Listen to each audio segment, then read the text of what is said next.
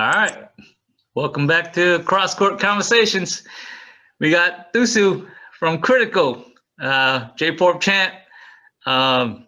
We just got done talking, but before we started recording. But Tou Xue, you want to introduce yourself to the world? Oh man, I'm Tou Xue from Fresno, California. I'm the owner of Flashpoint Screen Print and also the setter for Team Critical. It's a little bit too humble about J4 Jam. I think we kind of got lucky. Good to be lucky. I'd rather be lucky than good, man. Yeah. Tou Xue, you want to talk about Flashpoint, your business, real quick, yes. Like a little bit more details on what you do and kind of the service that you offer. Oh yeah, so my service, we do custom apparels, custom design apparels to our clients, to whoever they request. If we could make it, we will try our best to make it, and not tailor like such as designs like Team Critical right here. I made in home in the house. So yeah, a little bit of that's the business side. Custom design t-shirts, any kind of type of garment. To yoga pants, backpacks. Yeah, you can name it.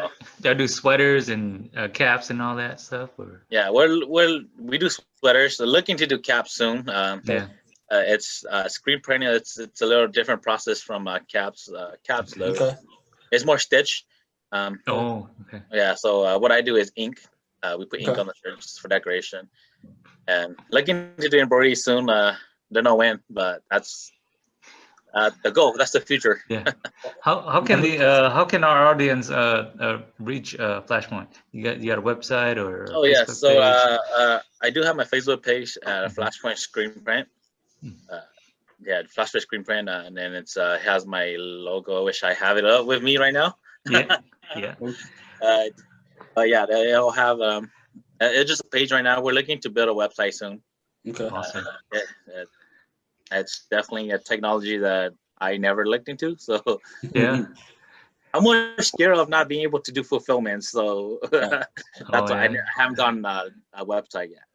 Well, we definitely got to get a couple of shirts from you, man. Some cross-court shirts, man. Oh yeah, I know that. I was thinking about, I was gonna hit up paying, but I've been just so busy. I was like, hey, send me a design. Maybe I'll get a couple of cross-court, maybe sweater, long sleeves for you guys. Yeah, so if y'all need some team jerseys, man, y'all gotta hit them up. Stop wearing those Hanes t-shirt from Kmart. Yeah, quit spray painting your shit, man. Quit spray painting your shirts, man. Yeah, definitely. If you guys do need something, hit me up. I'll try my best to help you guys. Yeah, definitely. If I can, I have local I got local printers everywhere. Okay. And you're based out of Cali, you said, right? Fresno, right? Fresno. All right. I mainly do locals, but I have done outside, and I got a big community everywhere. We can always help each other out. Yeah. Awesome, man. So y'all gotta hit them up. Hit them up. That's Flashpoint Screen Printing, right? Yes. Yeah, Flashpoint Screen Print. Yeah. Yeah. Yeah. So with that being said, let's head right into the questions, man. So Tou Xue, who made the biggest impact on you as a player? I got two players actually. Two players, and one of you guys is pretty well known, and the other guy, he might have been known if you were from local Fresno, an older generation guy. He played in the '90s. He played with Bo and the MVP guys, but he never made it out to J4. Well, he did once. So then, but then this guy in here, if you play, now Nabeholi ball her. Okay. In here, everybody knows the guy who wears sandals to come play volleyball. He's the only one who wears flip flops, and he would dominate the shit out of everybody, man. Dude could do it all. Like he could set, he could hit, he could play defense, he could serve. He's the one who introduced me how to do an Asian serve. You guys remember that, the Asian serve? Where you serve like backward, like this. Yeah. I remember that. Dude got like the most, like he was able to make it twirl so much that it curves. Yeah. I don't know how he does it.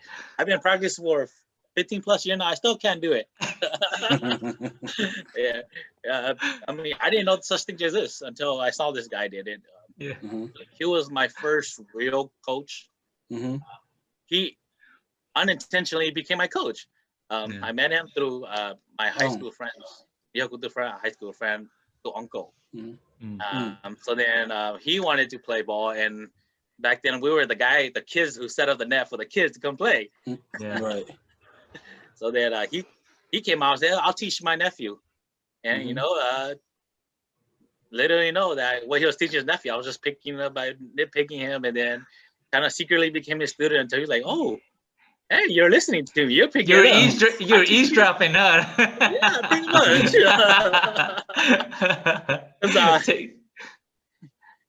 My buddy, if he listens to this, I'm like, "Hey, sorry, man. Did you know that?" Whatever happened to him? He was, just like anybody else. It was just the hype. I know our friend played gay. He just wanted to play. But then after high school, parties, drugs. So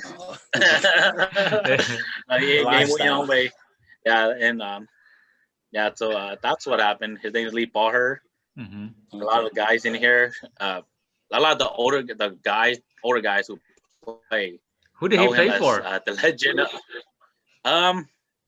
In here, he had a few teams, but the time that he came to Minnesota, one time he did play with Bo for MVP. Okay. It was they didn't win that year. He was the oppo hitter. Short guy, probably like 5'4", kind of bulky, mean vertical, but man, dude had the hardest contact. Yeah. I learned how to set from him. Yeah, I mean, I stole it from him. That's what you got to do, man. You know what I mean? Yeah, he gave out the information, and I just eavesdropped and picked it up.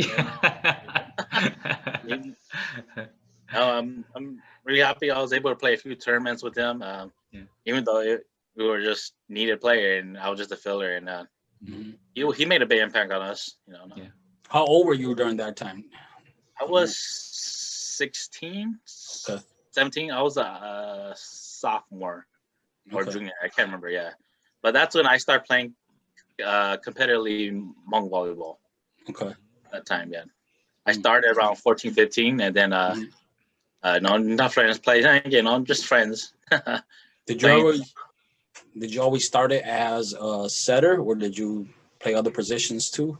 Oh yeah, so I mean, just like any other kid, I wanted to be a hitter. Right.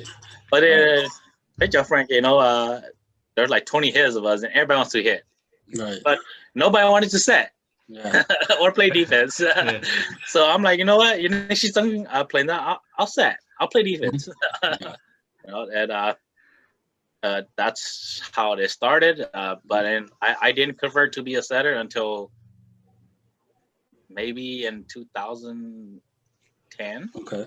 Yeah, I started 05, 04, 05. Who is that second guy that made an impact on you as a player? Tou from Primetime. Oh, okay. Yeah. Okay. Yeah, Tou from Primetime. He was a guy who I thought that he was super calm. Yeah. He plays like he doesn't get mad, he doesn't get angry, he doesn't show any emotion. He always had the intention to, I'm gonna beat your ass no matter what. Yeah. And that facial emotion he puts out, I want to be like him because of that. And the fact that a lot of guys, I don't know if a lot of people know, Tou wasn't a setter before he became setter too. Yeah. I played against him when he was a hitter.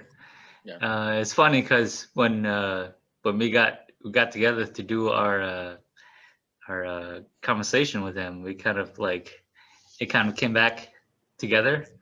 I think it was 2004 when the Raven setter and Afu and A and I didn't remember Tou, but Tou said that he was on that team when they came up to July 4th, and that year we beat them. Okay. I think they had that what was it, that Kevin, the lefty from Zero Oh Gravity, yeah. and all that, and we beat them. But Ku had hit me up. He's like, "Yeah, I was on that team." I was like, the rookie that I forget his name, but the setter from Raven. He's like, Pat. yeah, Pat. He's like, yeah, he you know, he's my coach, so he brought me up there, and I was like, dang, like I was like, maybe he was on that team. I was like, because I forget, because I think I was like 18 or something like that. You know what I mean? But they were the That's defending champs, so it was like really intense. So I don't yeah. really remember much, but yeah, but I do remember him vividly hitting though, because he had like a distinct look. You know what I mean? Uh, Because he always, like you said, he was always calm. Not, very unassuming. You know what I mean? But he was very efficient. You know, yeah. That's yeah. It's funny how like our paths kind of cross. You know what I mean? And it kind of connects me with you guys and all that, and it it makes for like a kind of like a tree. That's why like I hit you up to kind of do this. you know Yeah, definitely, it's a blessing you guys chose yeah me. yeah yeah As an like honor. talk about your early years, like what like when did you start taking it seriously? Like did you play in high school and all that? Because I know like Koo and we talked to Alan and all those guys, they played in high school and all that, because Hmm. in Cali, I mean, like in here in Wisconsin, volleyball is not like a major sport for boys, but in Right. Cali obviously it is. You know what I mean? So did you play in high school, or like what like talk about your early years? Yeah, so early years I did play, Mhm.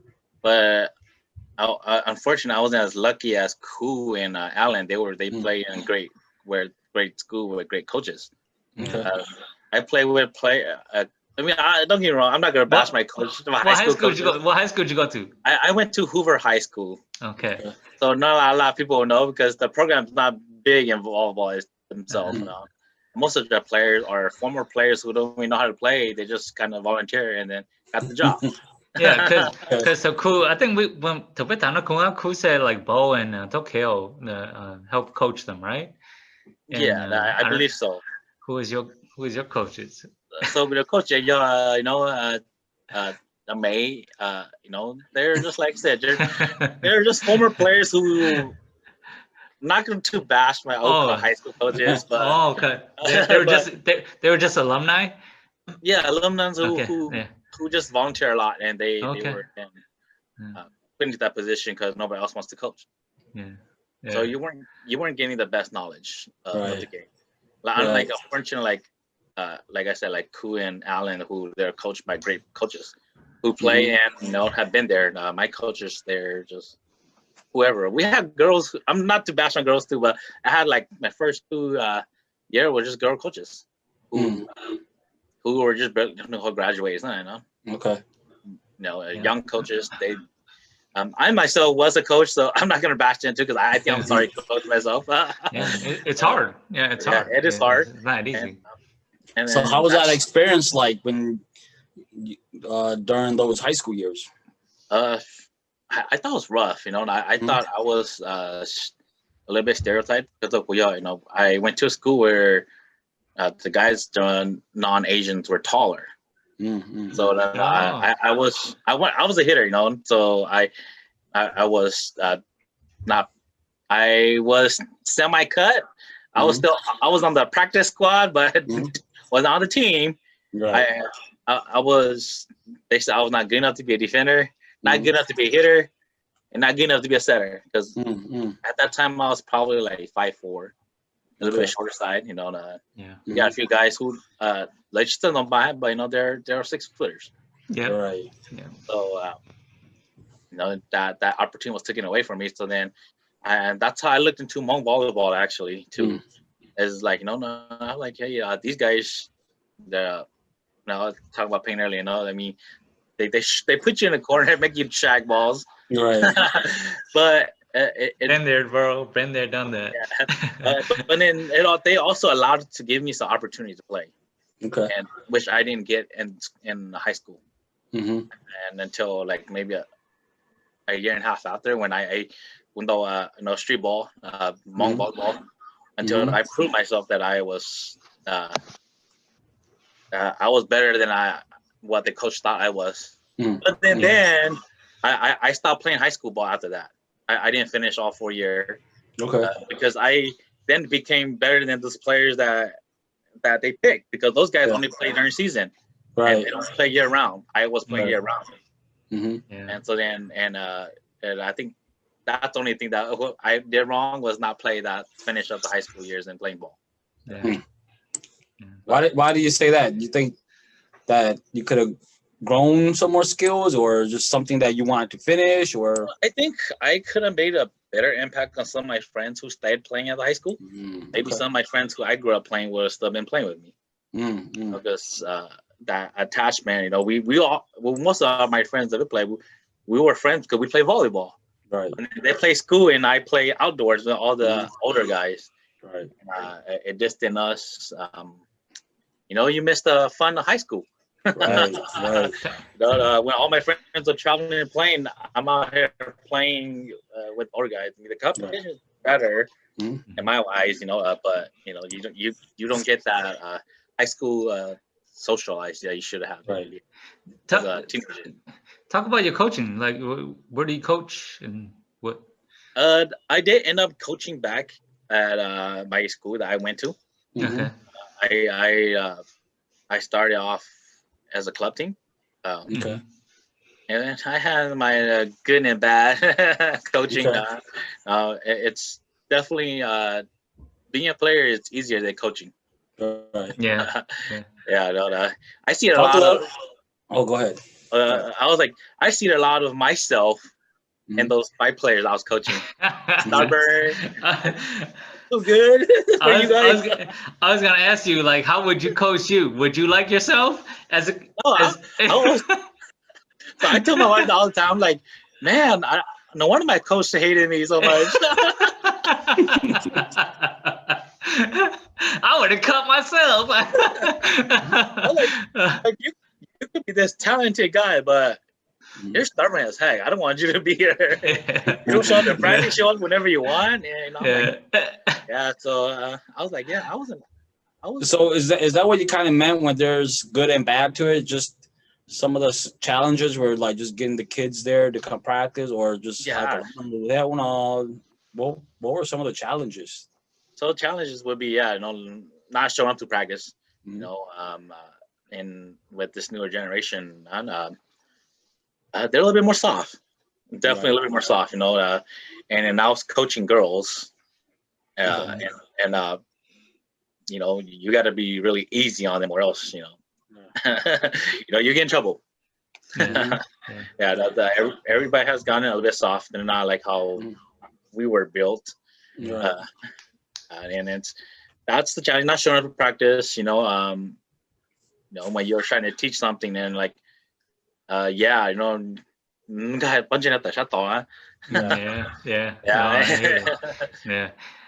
It's crazy because some players, they really soak it in, and they're really there to be coached, but some players are just there just to be there.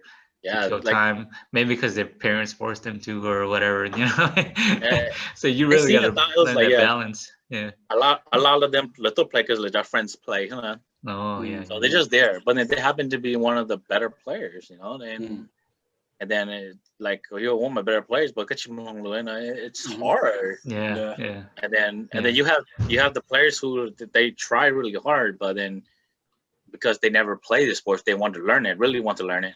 Right. But then you got to have that balance, like you can't. I mean, I love to work with those players, but then when you only have 2 or 3 weeks before season starts, you can't really work one-on-one.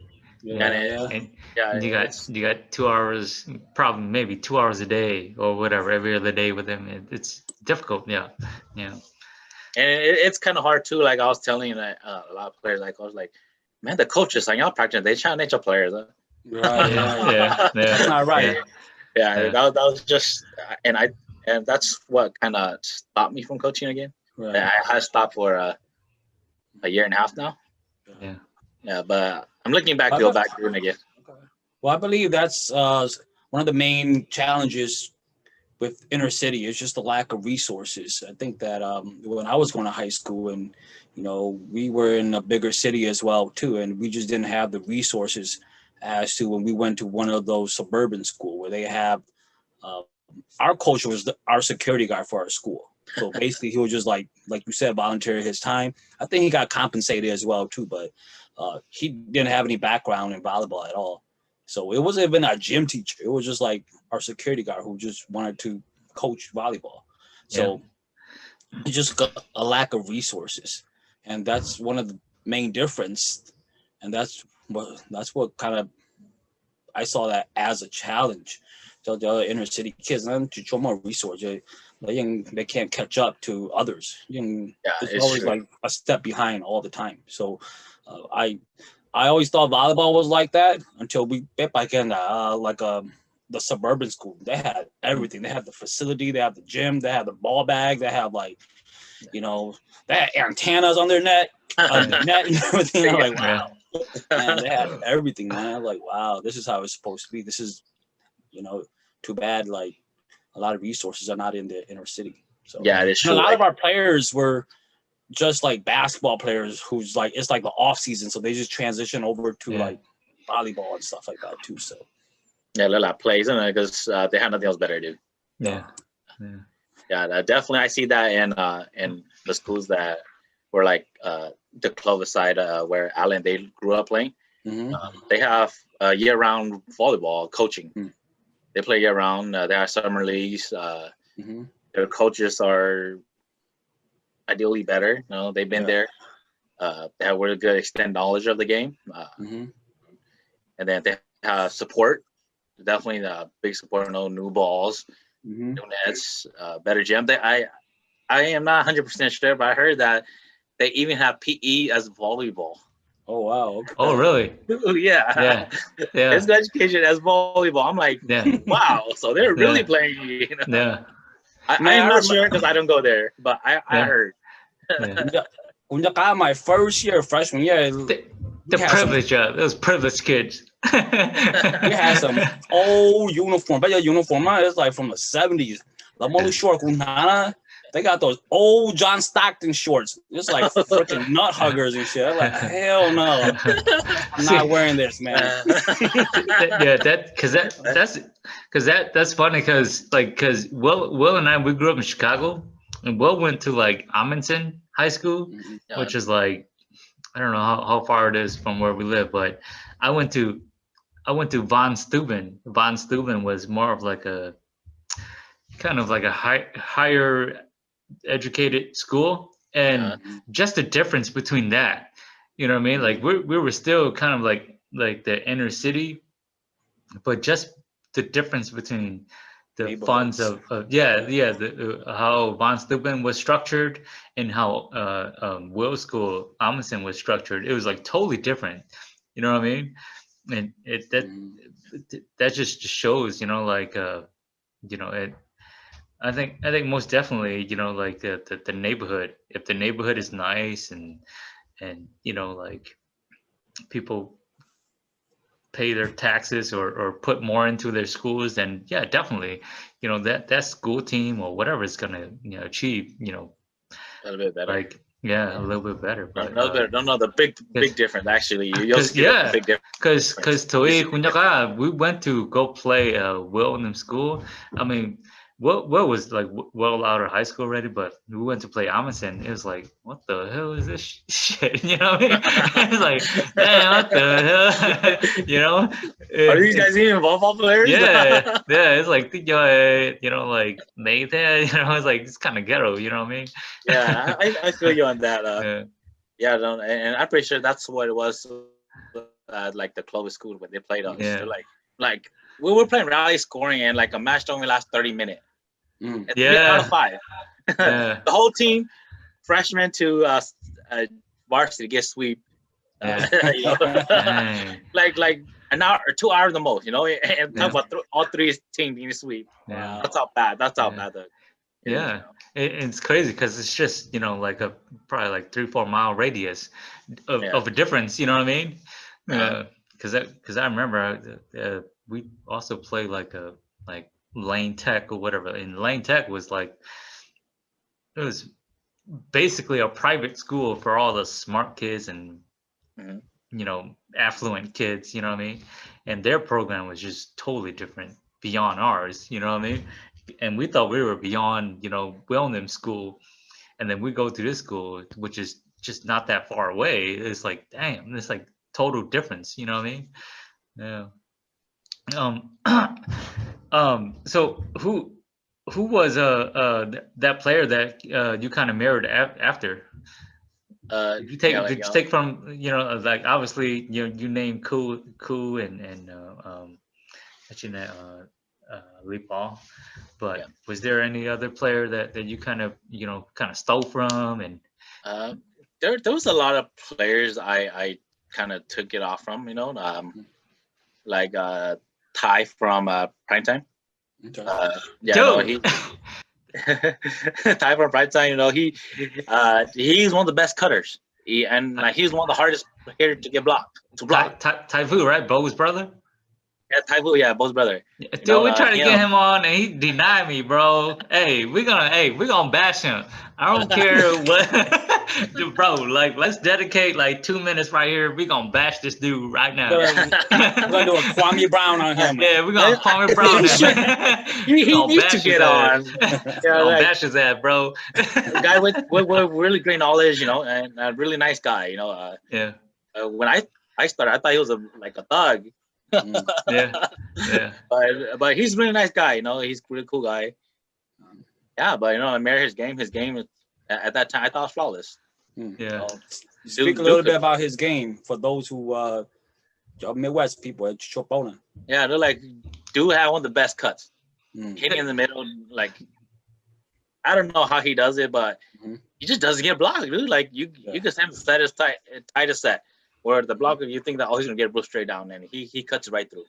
You know what? What Fresno people have for that middle that I noticed is, and I asked them, I messaged them about this, like I'm trying to teach these kids like how do you hit that, and they have that little that shoot, that little lob or shoot in the middle.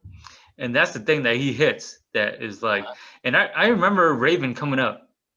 When Raven came up, I think Blong was hitting that. And then I think Pet's like younger brother or whatever, he was shorter, but he hit that same little shoot. That little like lob shoot, little lob shoot in the middle.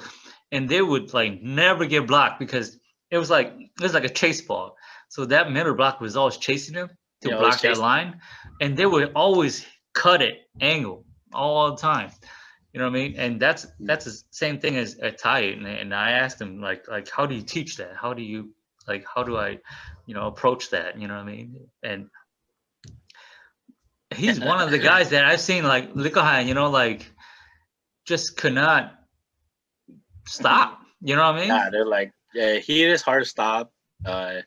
Even now when I believe he's 35 or 36, and he's not he is the best shape, but he's not the young Ty he used to be.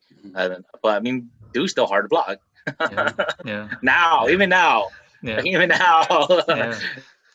were actually just playing with them on yesterday. Hey, bro, after this, you got to jack him up, man. You got to tell him, hey, man, Peng was talking shit about you, bro. You got to come on, bro. like Ty, he was a guy who, like, I think his vision of the court is so broad too. He's so far ahead when he's hitting that, he's like 2 or 3 steps ahead of you. You're just thinking, oh, he's gonna cut this way. He's already like, if he blocks me this way, I'm gonna hit it this way, or I'm gonna do this. If he does this and this, like his game, it's so much further. And Ty was a guy who, as an offensive player, I tried to mirror, but I mean, like, not even close to him. Yeah, right. I try to do that cut that he does, you know, and Oh Lord, good luck. I, I destroyed my shoulder pretty bad, and I'm like, no, never doing it again. It's special, you know what I mean? It's truly special. It's one of a kind. You know, Yeah, you really got to be special to kind of hit that. You know. yeah, Who yeah. And else? then what's his not Blong, he's a great guy, but you know he's a great guy. But his older brother, John, I don't know if you guys ever seen John. Yep. Because Yeah, he was John. on that same Raven team Raven, when yeah. they came up. Mm-hmm. His knowledge of the game, he looks, and his perspective, how he does it, Mm-hmm. man, it's flawless, man. This guy, like, he can do it all. Like he's left and right hand, Yeah. and he's not the tallest guy. He could block, he could set, he could play defense, he could do it all, man. Like, you could set him whatever, he'll hit it. Yeah. You know, you throw it up, and he's like, yeah, screw it, just throw it up, I'll do it. And he does the magic. And That's a I tried friend right there. Yeah, yeah, because I remember when they came up, I remember Blanc was very explosive, but I remember John, he left the impression that I got when I saw Bo play.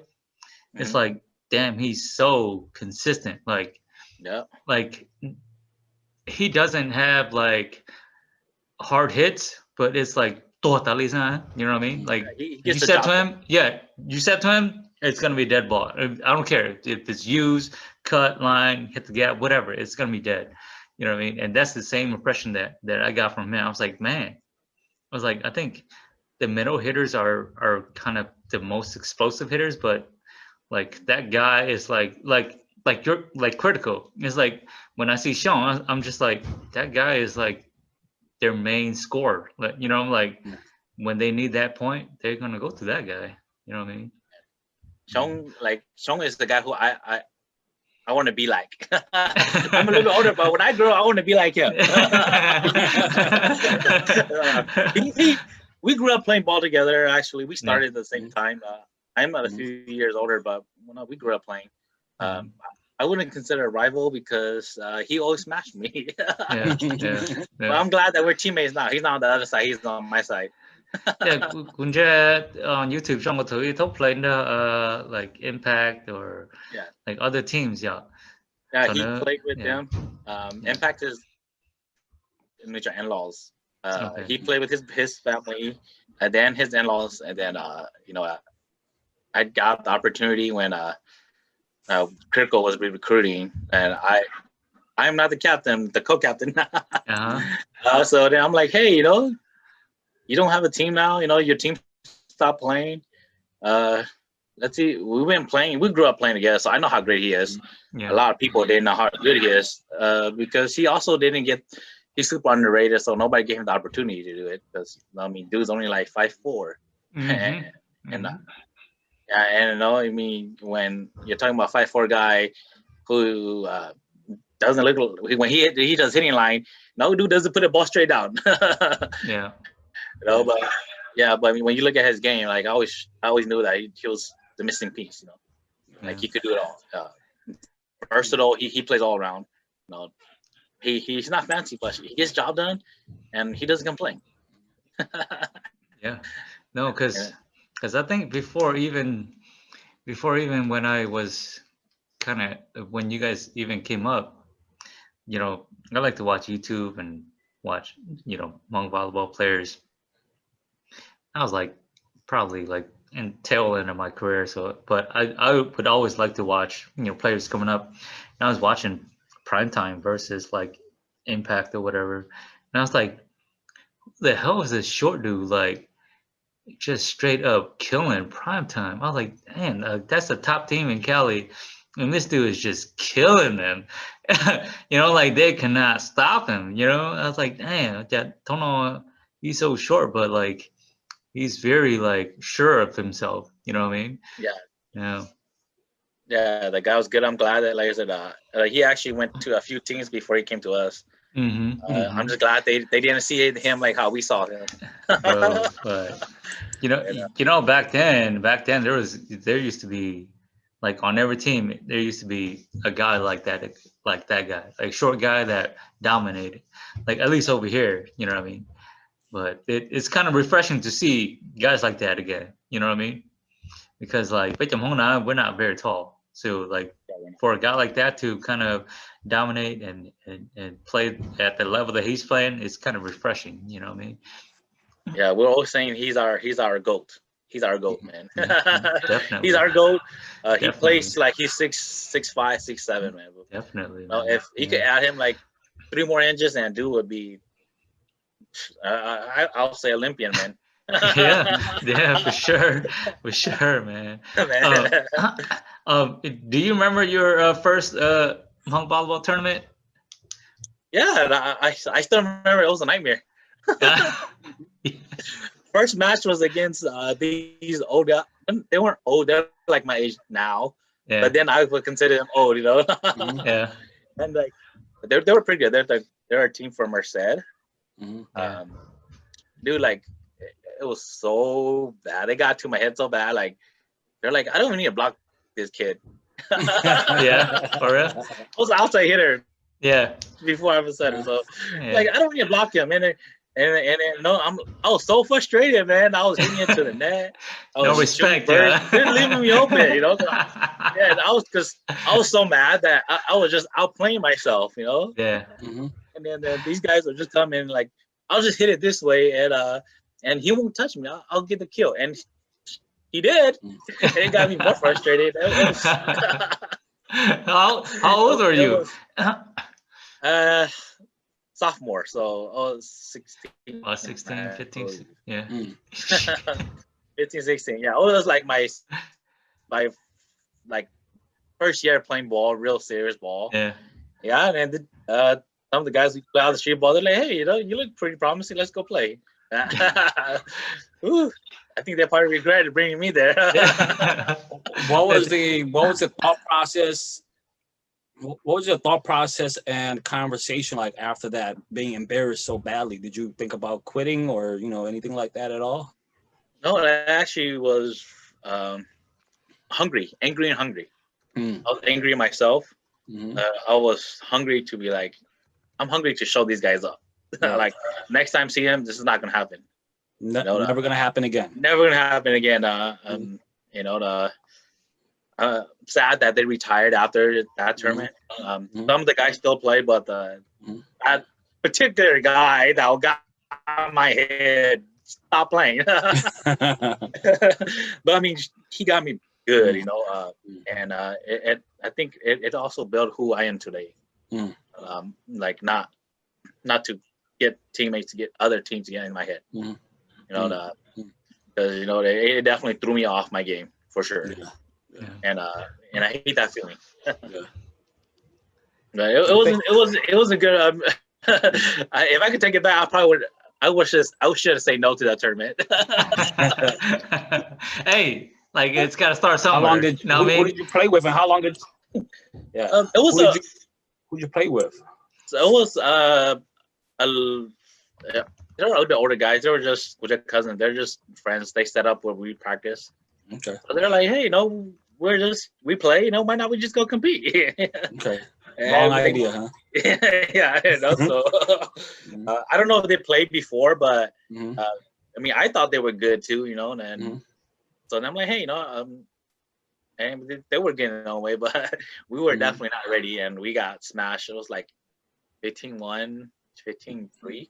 Yeah. Wow. Yeah. Typical. So not really. Yeah, typical. Don't worry. 嚟得住歪轉嘛？使那ตัวเต๋อได้ตัวขนแน่เลย We're like, yeah, give them the game for free for them.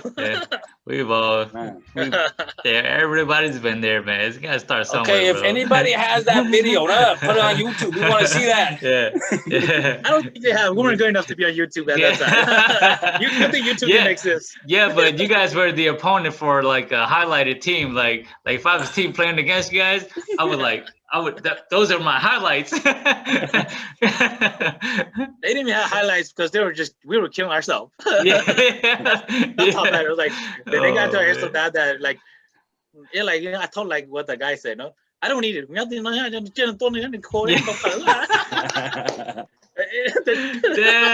Lines, yeah.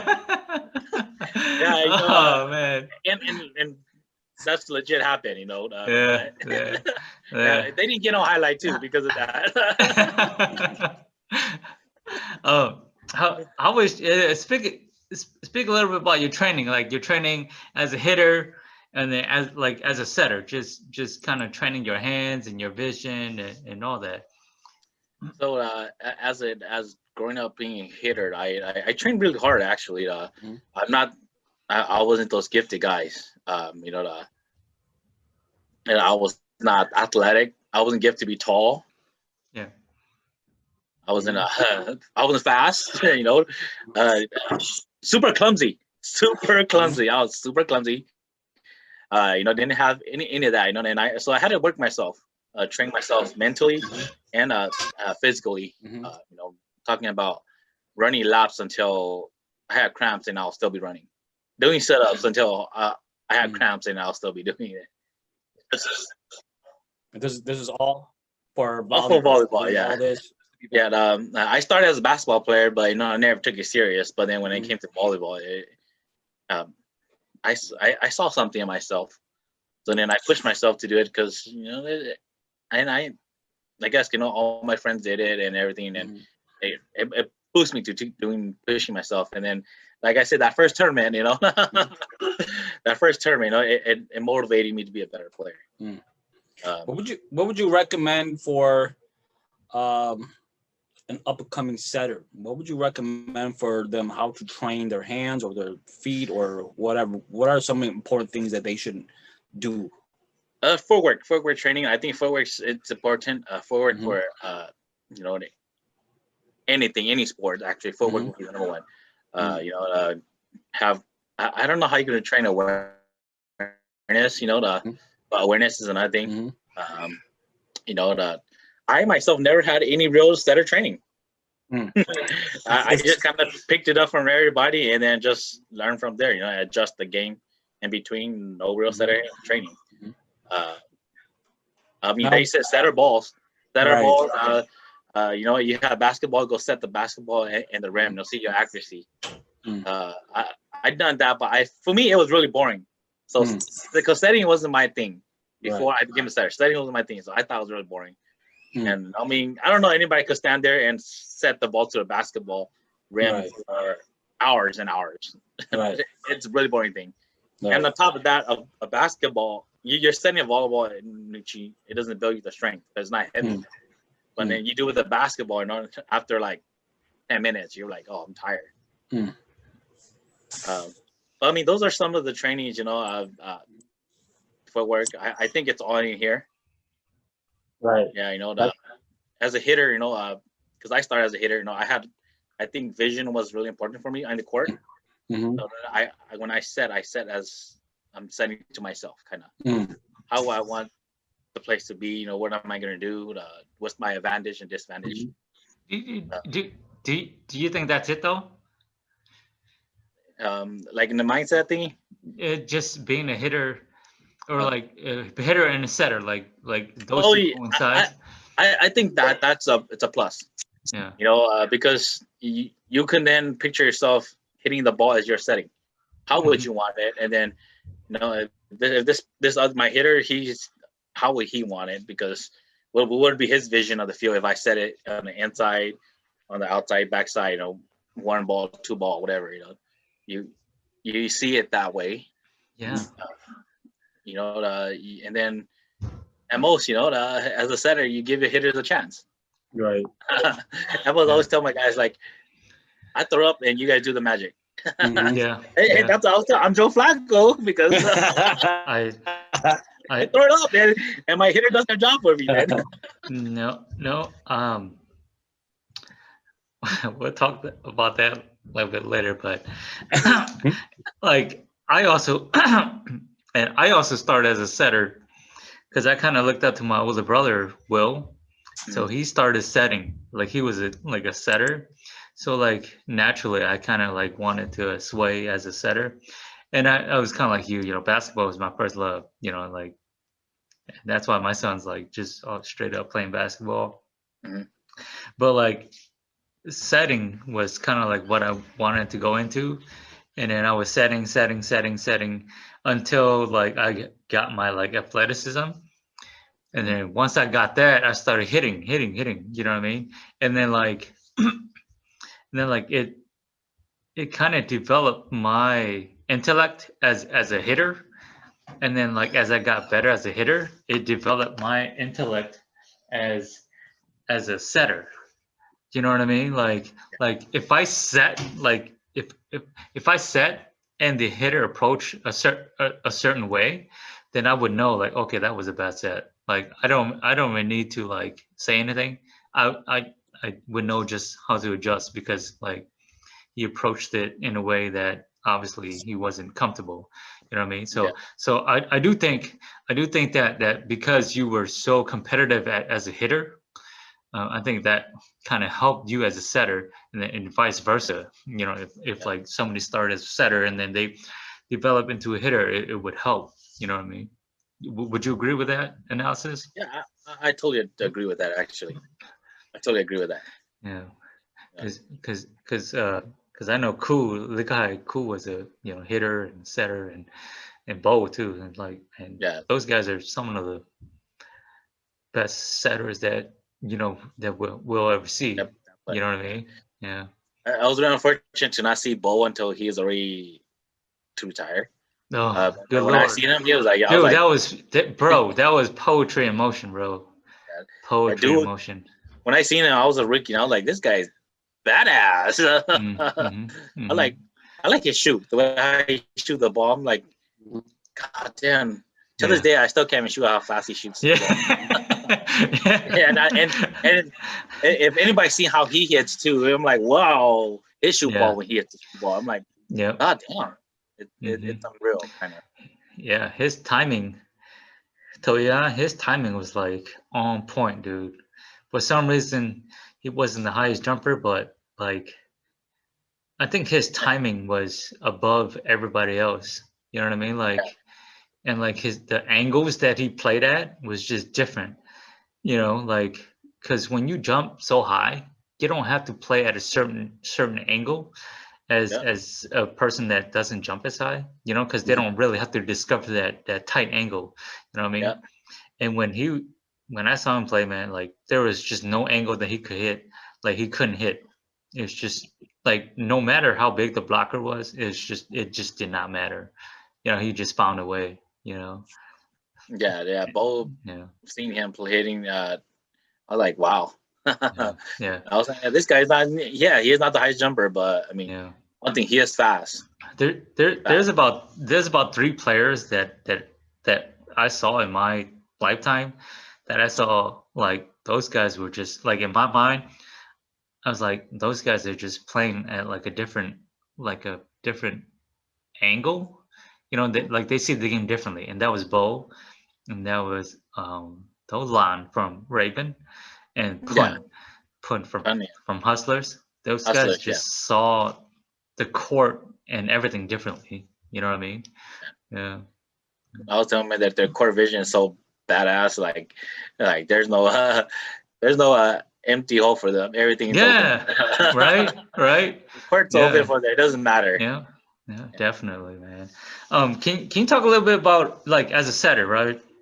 Mhm. Um, so in my opinion, that year that you guys won, so I'm gonna use a baseball analysis. So Uh-huh. in my opinion, that year, um, you guys weren't the best team there, and don't take that like an offensive way.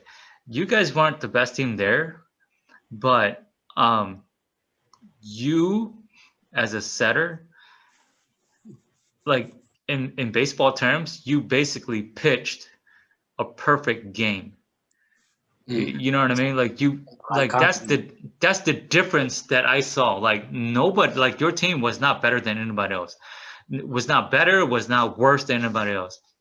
But you pitched that perfect game. Like you gave it to your guys at a certain point, a certain time, at a certain position, and that made the difference. Um, with that being said, can you talk a little bit about like your game planning, just in general, like game planning when you walk into the court? Like, what's your game plan? Like, do you go, okay, I'm gonna feed my middle, see what's up, or you get what I'm saying? Like, just in general, like, just Oh yeah. going in. Our game, well, we game plan as a team, yeah, as a setter too, but as a team, we were always a defense based team first, defense first. So we play off defense, and then as a setter, of course, like if we play football, you run your running back, running back, and then you get that 1 to 2 yard, 30 yard, or you make a play action, and that's how I kind of see the game. Is we run the middle, if our middle is effective, we're gonna stick to it, and if it works, we're gonna get our play actions. Yeah. And that's where it happened, and then we look at the disadvantage, like who's blocking who, if they have the tallest guy blocking our, let's say blocking Foncel, then or are they gonna go 3 blocker, and then there's always gonna be one hitter that's gonna be open, and we just gotta find it. I just gotta find it, and give trust to my guys, because I trust all my hitters, no matter what. I sometimes they don't see it, but then I trust everybody, and they're the one who makes me look good. You give them a chance, and that's how I do it. Just give them a chance. See how the game flows.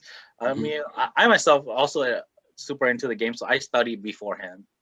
I was like, who's the, you could kind of see who's the main player of that team, who's the best blocker, who's the worst defender, or who could you pick on, who's the short guy that you could make your hitter dominate over, because there's always going to be that disadvantage on any side of the court, and then you got to play that and exploit that, until if they don't adjust, keep going at it, and then when they adjust, you adjust it again. Now you could get into the game of, like, if you're our hitter, like our automatic hitter, like Foncel, nobody could really stop. They could put 3 blockers, they can't stop. They're always going to put 3 blockers. So my wing hitter is always going to be open. And just game planning through there.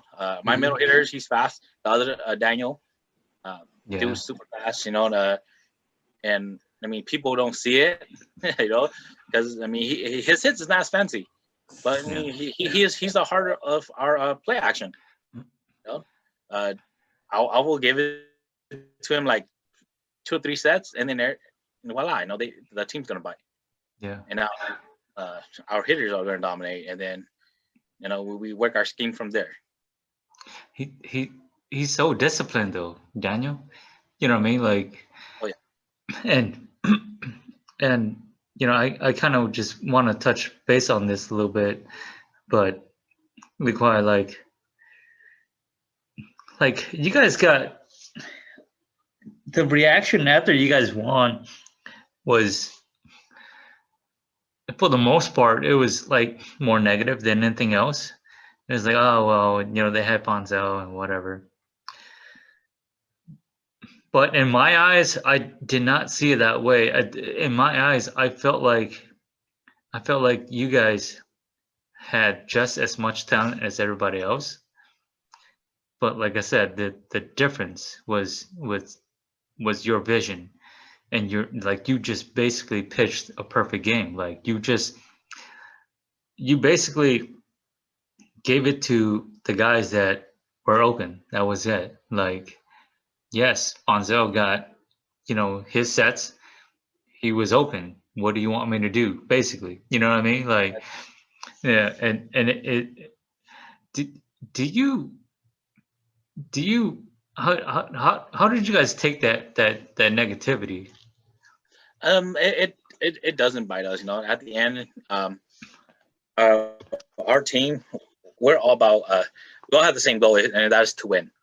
Yeah. I could hear what people talk about us, whatever, or that it's fun stuff we won. We capitalized, we executed, and that's all it was, and that's how we always take it. We knew going in that if we win, Foncel will have been the talk, like we won because of him. And I honestly thought, we, not to be cocky, but we're very confident that I think our guys could pull it off even without Foncel. And that's the level of confidence I have with our guys. Yeah. We knew that we'd come in with the underdog, and nobody know who we were, and that's what we had. Because I think either a year before that or couple years before that. I think you guys came up. You Yes. guys came up. I don't know if you guys came up as a full team, but you guys struggled a little bit there. But when you guys came up that year that you guys won, like I could really tell, like, okay, this is different. Yeah, You know, it like was. you guys. Did you guys what did you guys do leading up to that J4? Did you guys train a lot more? Oh Or? yeah, we actually start practicing with pride times with the top guys. Pride time will pack up Titan. Yeah. You know, we went and play with them. They play at a certain park. We play at a certain park, but then we're like, okay, we're not. What we got us here is not going to get us to the next level. We got to compete with the big dogs. Okay. And so that when they came in, I didn't come in 15. They came in 15. I didn't come with them. And Shong didn't come because Shong wasn't recruited yet. And Okay, Foxel. yeah. So that was the year actually after that we recruited those two guys.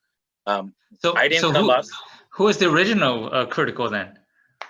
So if you guys ever seen this video, I mean this picture on Hmong Volleyball, you know that there's the guys that wear Kunyam Hmong play volleyball. Oh, you guys yeah. ever see that picture? I think I saw it.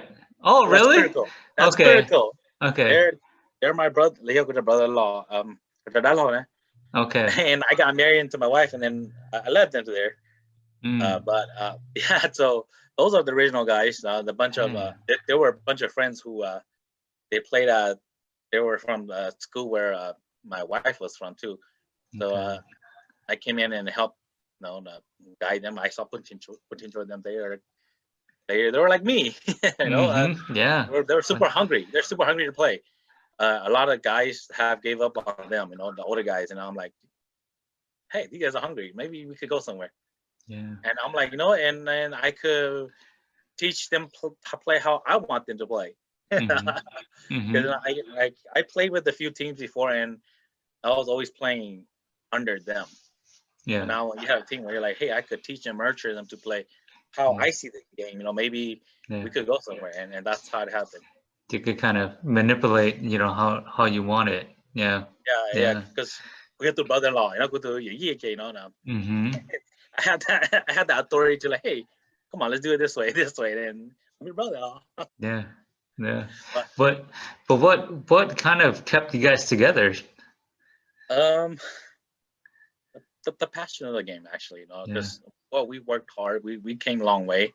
The guys, the original guys, you know, they're literally just a bunch of high school kids that was being led by a 22-year-old guy.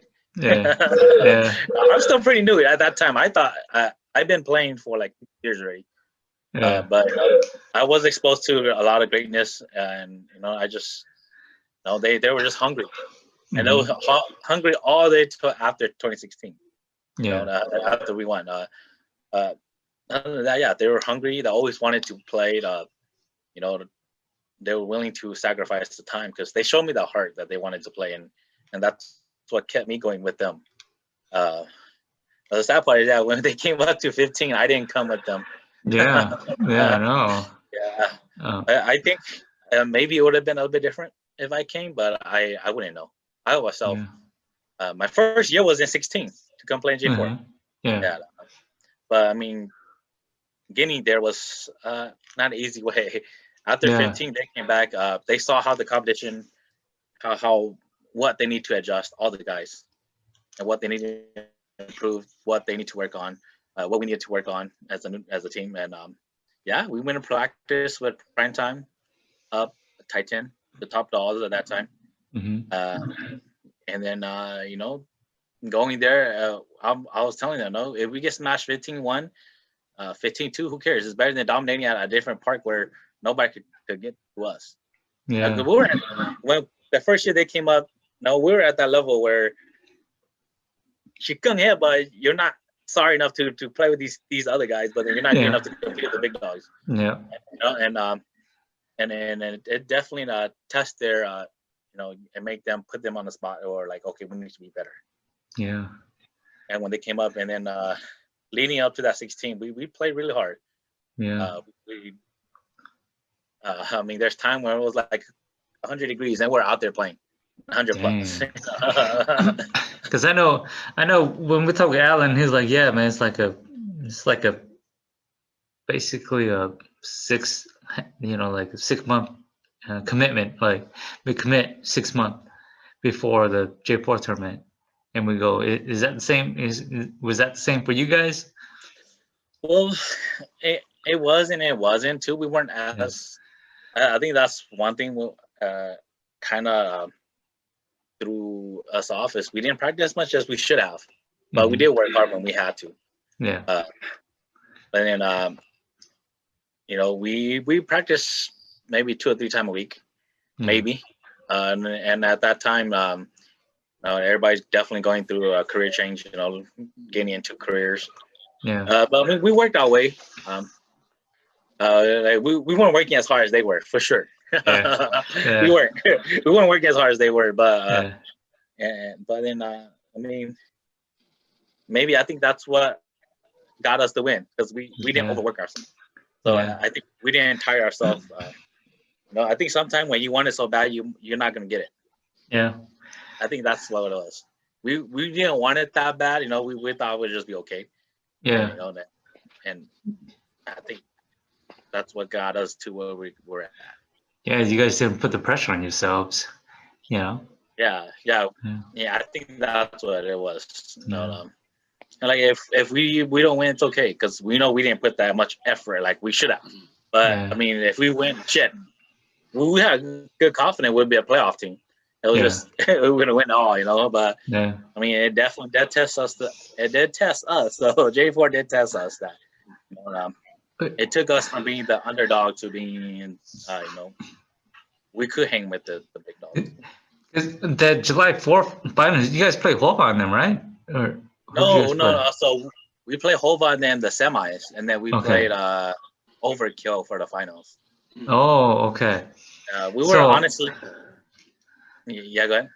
Go ahead. I was like, honestly, we thought we were going to lose to Hova. Oh, really? Well, that's the first time we saw Travis, and he was unstoppable. Dude, I think he outplayed himself. I think that was his first tournament too. So I think he kind of outplayed himself at the end. And then we took advantage of that and we capitalized it. Yeah. Yeah, we execute better than that at the end. That's all. What was the game plan behind that? Before that, we never played against a 6'7" guy who could hit front row and back row without jumping. That's what I gotta say. So, and they did have the other middle guy who was 6'7" too. Yeah. And we couldn't stop him too, but I think they outplayed themselves. Maybe because I don't know if there's the first time, but that's definitely the first time I seen Travis play. And I think he maybe underestimated a little bit. I think. Yeah. Well, you seen us. We were just and we just kind of capitalized, execute better than they did at the end. Yeah. Don't get me wrong. They were on point. I think the first set. Yeah. Go ahead. I was like the first set we surprised them and they came back and beat us. We had like 13. They had like 6.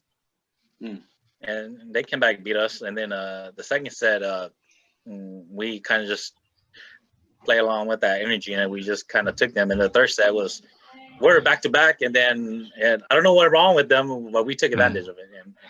Because at that level, like it's either you have like a guy that's just purely unstoppable, or like Tou it's purely the setter. You know what I mean? Like in that game, like I think like I said, that entire tournament, I think you were like the entire difference. You know what I mean? Because your guys. I don't know. I thought I played horrible. Like I was getting called left to right by the ref. I was like, they were calling double on my one hand set. All right. Oh yeah, I know. Like that was the one hand. Like, I thought I did really horrible. I think my team really picked me up. And I think like I said, you pitched like the perfect game. Like you know, like a perfect game is like when you get no hitters. What is it, Will? Like you get no hitters on the base, No hits, no Yeah, errors. no hits, no errors. You know what I mean? Like it's just a perfect game. You know what I mean? And I felt like that tournament, you kind of came out. You know, like you showed your character. You know what I mean? And like, I mean, they might have underestimated you guys, but like you guys are so like focused.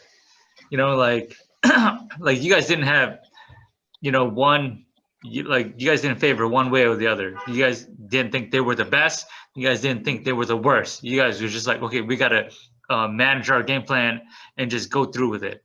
You know what I mean? Like if we lose, whatever. And then and that's like what I feel like you guys kind of approached that entire tournament. Like, here's what we do best. We're just gonna do it. And if we lose, we lose. We win, we win. Is that kind of what you guys did? Yeah, no, I mean, we did that was the mentality coming in, but then no, I mean, definitely losing wasn't an option for us in our heart. Yeah. No, no. Yeah. We're gonna make sure that we weren't gonna lose, but our mentality was if we win, it's wins, and lose, but Yeah. in our heart we wanted to win. Mhm. And I think that's what made the difference, though. It is. How was it? How was it going into the finals? Were you nervous, or were you confident, or were you kind of, oh man, I don't know? Well, because I was when we were playing, I think we were expecting to play Team Cali. The Team Cali was playing Overkill, so we're like, okay, Team Cali is gonna be playing. That's gonna be even harder to get. Yeah. But then they end up losing, so we're like, oh, we have a chance to win at this. Yeah. Okay. Yeah. Because Overkill was like us too. They weren't I mean, I don't know if I never heard of them. Yeah. I never heard of them. So then until that tournament, and I'm like, oh, okay, you know, they must be good enough to make it to the finals. Yeah. But now I'm like, if it's not Team Cali, it's all games. It's all games, you know. Yeah. We're both underdogs, and we're gonna capitalize. But I mean, I think I gave it all against Hova and them. That I cramped. Yeah. I was even gonna play the final. Oh really? I was gonna play the final, but I'm like, man, I made it this far. I cannot. Yeah. I cannot go back home and say, oh, yeah, I didn't play the finals. Dude, they would not even let you back in California. You went home and said, I couldn't play because I cramped. I'm like, I would have been sorry for myself if I didn't play a final, and then if we lose or win. If we win, I'll be happy, but if we lose, I'll be so mad. I'm like, I think I couldn't make a difference, you know. Yeah. So if you wound up not playing, who would have played your spot? Do you guys have a backup setter? Yeah, we do have a backup setter. His name is Joby. He's at my eye. He's helping you guys out now, right? Yeah, he's the second setter. Yeah. Well, the first setter now. I'm the second setter. Yeah, you got to pass on the knowledge. You know what I mean? He comes from a family of Team Legend. Okay. Team Really? Legend, yes, sir. Yeah, he's Team Legend's son. Okay. So which guy? Which guy is that? Who's his dad? I don't know his he's the setter. Yeah. He's Okay. the setter for them. Okay.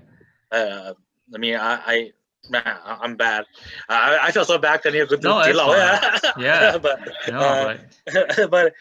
but yeah, he so our second setter, he comes with a background of great volleyball. Okay. So I mean, he's too good to be a setter. Yeah. That's all.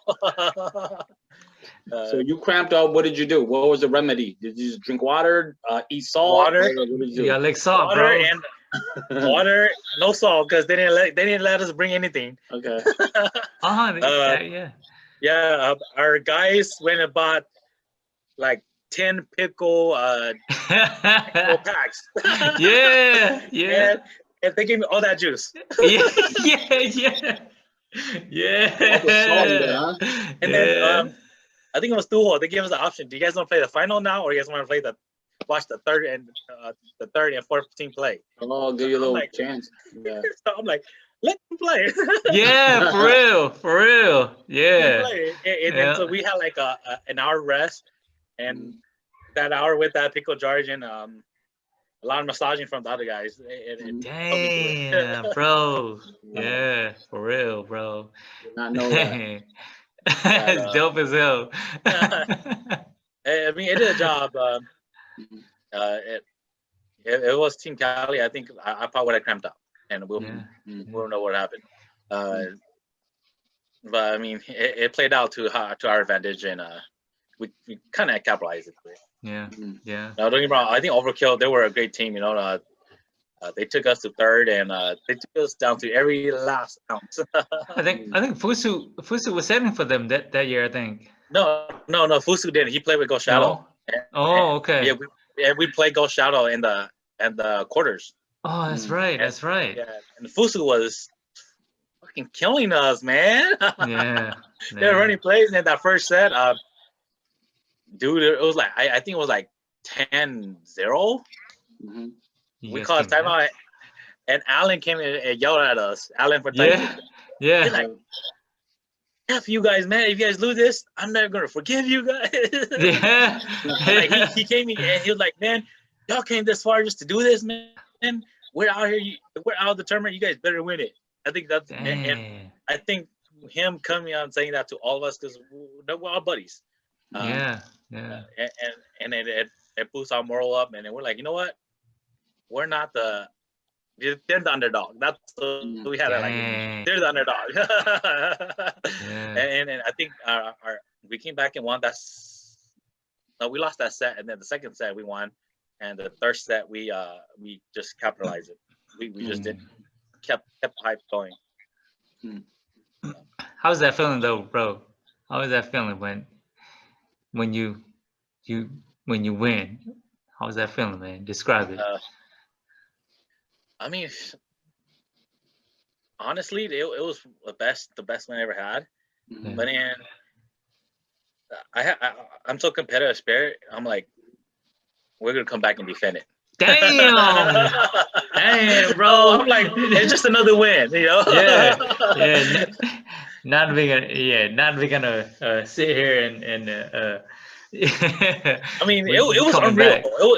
It was an unreal feeling, but then again, it was like, shit, now we're not the underdog no more. Yeah. So we always played the underdog, so then it does live up to this hype. It is unreal. But then again, we're like, we're not one hit 100. No, we're not trying to be a one hit wonder. So wonder. We're trying, So we're like, no, we're gonna play us. How are we gonna defend this? Yeah, but it's so difficult though. You know what I mean? Like, it's not easy, bro. You know what I mean? Like, it's difficult, man. It's the fact that you guys just won it. Like, it doesn't matter that you guys win your second or third one or whatever. The fact that you guys won it, it just proves that you guys belong. You know what I mean? Belong. Yeah. Amongst the greatest teams. You know what I mean? Yeah. Yeah, and I mean, I still don't think we're on the greatest team, but I think we are. Oh man. For that tournament, you were. Tell y'all straight up, you guys are, man. So with that being said, like, when you guys won that tournament, it was like basically ecstasy. What would you say is your most memorable win? Because I know for the Cali players, for majority of them, they didn't have that J4 as their most memorable.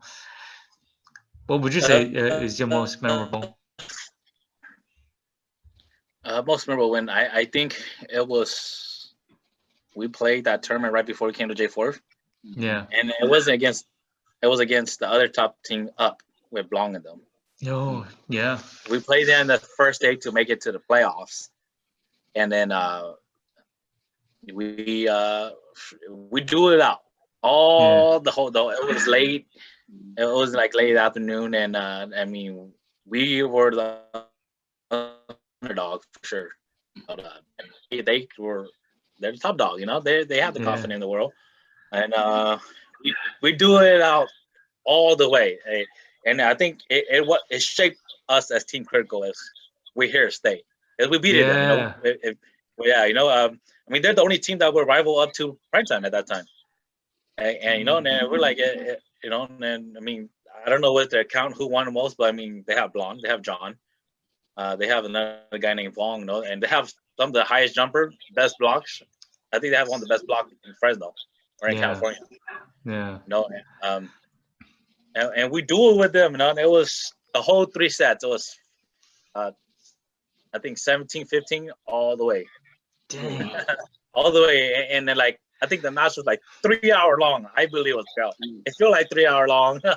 How come they never came up, man? Because I know Blanc came up, Blanc and Echene, John came up with like Primetime or Raven, whatever. How come up as a team never came up? They did came up actually. They came up the year we came to defend. Oh, okay. Yeah, but then they weren't practicing as much as they were before. I honestly don't know why they never came up. I think they were a great team. Yeah. No, I'm assuming maybe expenses wise. Yeah. A lot of us in here we're the minimum wage earners only, so it does cost us arm and a leg to get there. That's true. That's true as hell, man. Yeah. That's why I wish a lot of teams from here like Pisa Ali, like KO there, just other top teams that would. Yeah, I know they've made their trip to over there, but like I just wish a lot more Midwest team like Go Shadow or whatever that have made that trip to over there for with you guys. I mean, as many tournaments that they won, here. You know what I mean? Like they should have just been like, okay, we're gonna try to win every tournament here, and then just fund our trip to Fresno or whatever. You know what I mean? Like, so you guys, like you guys feel that kind of like that love also. You know what I mean? Because I remember, when I was younger, man, like that was my only my only time seeing Cali players, and my the time that I saw Cali players was the time that I kind of like was writing down like, okay, I gotta do this, I gotta do that.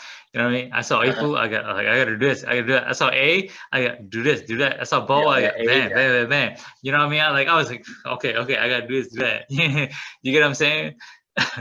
So yeah, I definitely wish they would have like more Midwest team make that trip out there. You know what I mean? Yeah, I think it would have had definitely changed the level of competition here. Yeah. As a whole too. Yeah. I think everybody would have trained harder too when we know that. See, that's the thing. That's exactly what I'm trying to get at. You know what I mean? Like, because when you guys come here and you guys dominate, then everybody trains harder. You get what I'm saying? Like if you're the top team here, like go there, and then kind of like initiate that you know what I mean, to the West Coast and South or East or whatever. You know what I mean? Yeah. Yeah. Also, though, if you're a top team, you want to strike fair to others. Mm-hmm. Yeah. Put yourself on the map. Not in like a cocky level but that as put a statement. Yeah. I mean, we're not getting paid for this, so at least put yourself on history. Yeah, but that's kind of home court for anybody that's here, though. You get what I'm saying? Like if you play J4, that's kind of home court for everybody that's here. Yeah, it's home court. You guys are always kind of away, so it puts you guys in disadvantage. Like Cote, Ellen, Latata, they're like, man, like our first tournament, we sucked because we did not know the environment. You know what I mean? So like the time that they won, they had to like spend like a week here before they even play that tournament. You know what I mean? Yeah, no. Yeah. Well, I think we didn't have that problem because nobody really knew who we were, so our crowd wasn't that big. Yeah. So we didn't. Yeah. I think it was just towards when we played Team Wisconsin that first day at the end, but everybody already left, so nobody really saw that match. So the crowd didn't really got to us. I mean, and then I think when we were playing KO or Hova, then they weren't KO, they were RS, I think. Yeah. I think the crowd's more on our side than they. Oh, really? Yeah. They were. You guys are underdogs. Yeah. So they were more on our side. So I think it didn't play a factor to us really. Yeah. So I mean, and then the following year when we played, think J4 was dead, so there was no crowd at all in 17. Yeah. Mhm. So I mean, yeah. Well, I think that makes the teams that are from Cali, when you guys come in, are victorious in the July 4th tournament, I think it makes it that much more special, and I think that makes California much more. I guess the feat is much more greater, so it makes your team much more greater because of the environment, because how humid it is, how far you guys have to travel, your lodge, all this kind of stuff. The elements and stuff. And that's what I'm trying to say. I'm like, you guys just won that 1 year, but it means a lot because it's outside of your environment. You get what I'm saying? Like if you guys went on Cali and you guys won, like you cannot consider yourself as a one-hit wonder because you're from Cali and you won in Minnesota. You get what I'm saying? That's a big feat by itself. You get what I'm saying? Like if I can say that if I can say from coming from Wisconsin, I go to Fresno and I win just one time, I'll be like, I can hold that above you guys' head. Then you can hold that above everybody's head. You get what I'm saying? Like it's got to go both ways. It cannot be one way. You get what I'm saying? You know what I mean? So it can't just be one way. You know what I mean? So like that year, like shit, like I said, you pitched the perfect game and it was just rock solid, man. You know what I mean? You guys are forever etched, into immortality. I'm gonna see how great it is. Immortality, man. Like I said. Yeah, no, I definitely, I think great teammates, great teammates helped out too, great teammates with the same vision, same goal, same vision, and do whatever it takes to win. I mean, not like don't hit somebody and knock them out or take them out like that, but not football style. But we're gonna do whatever it takes to win. And I mean, if we're gonna run through a crowd and get the ball up, we're gonna do it. I mean, if I'm gonna cramp, I'm gonna have to play. Well, we're gonna do that. Or advice for anybody. And that's what makes. I think that's what makes champions. All right, man. Let's do some quick hitters here, man. I know we're taking a lot of your time here. I apologize. I know everybody's busy and whatnot. Yeah, sorry, man. I talk so much because it's volleyball. I love the game. No, so much. man. hey, I feel like I said, I feel your passion, like just the way you talk. I feel that passion in you. You know what I mean? Like it like we're almost like mutual. Like because when I talk volleyball, it's like it's deep. It's deeper than just volleyball. It's it's the way of life, and you get what I'm saying? Like, and that's kind of the feeling that I get from you. You know what I mean? Yeah. Sometimes my wife's like, why don't you go marry volleyball? I already did.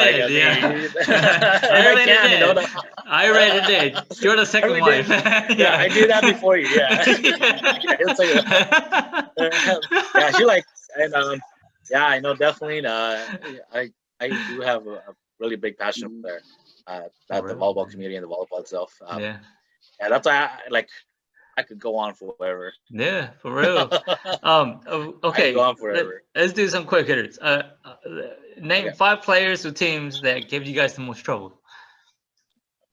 I don't want to name individual players because then I don't want to get bashed on after. I'll name teams.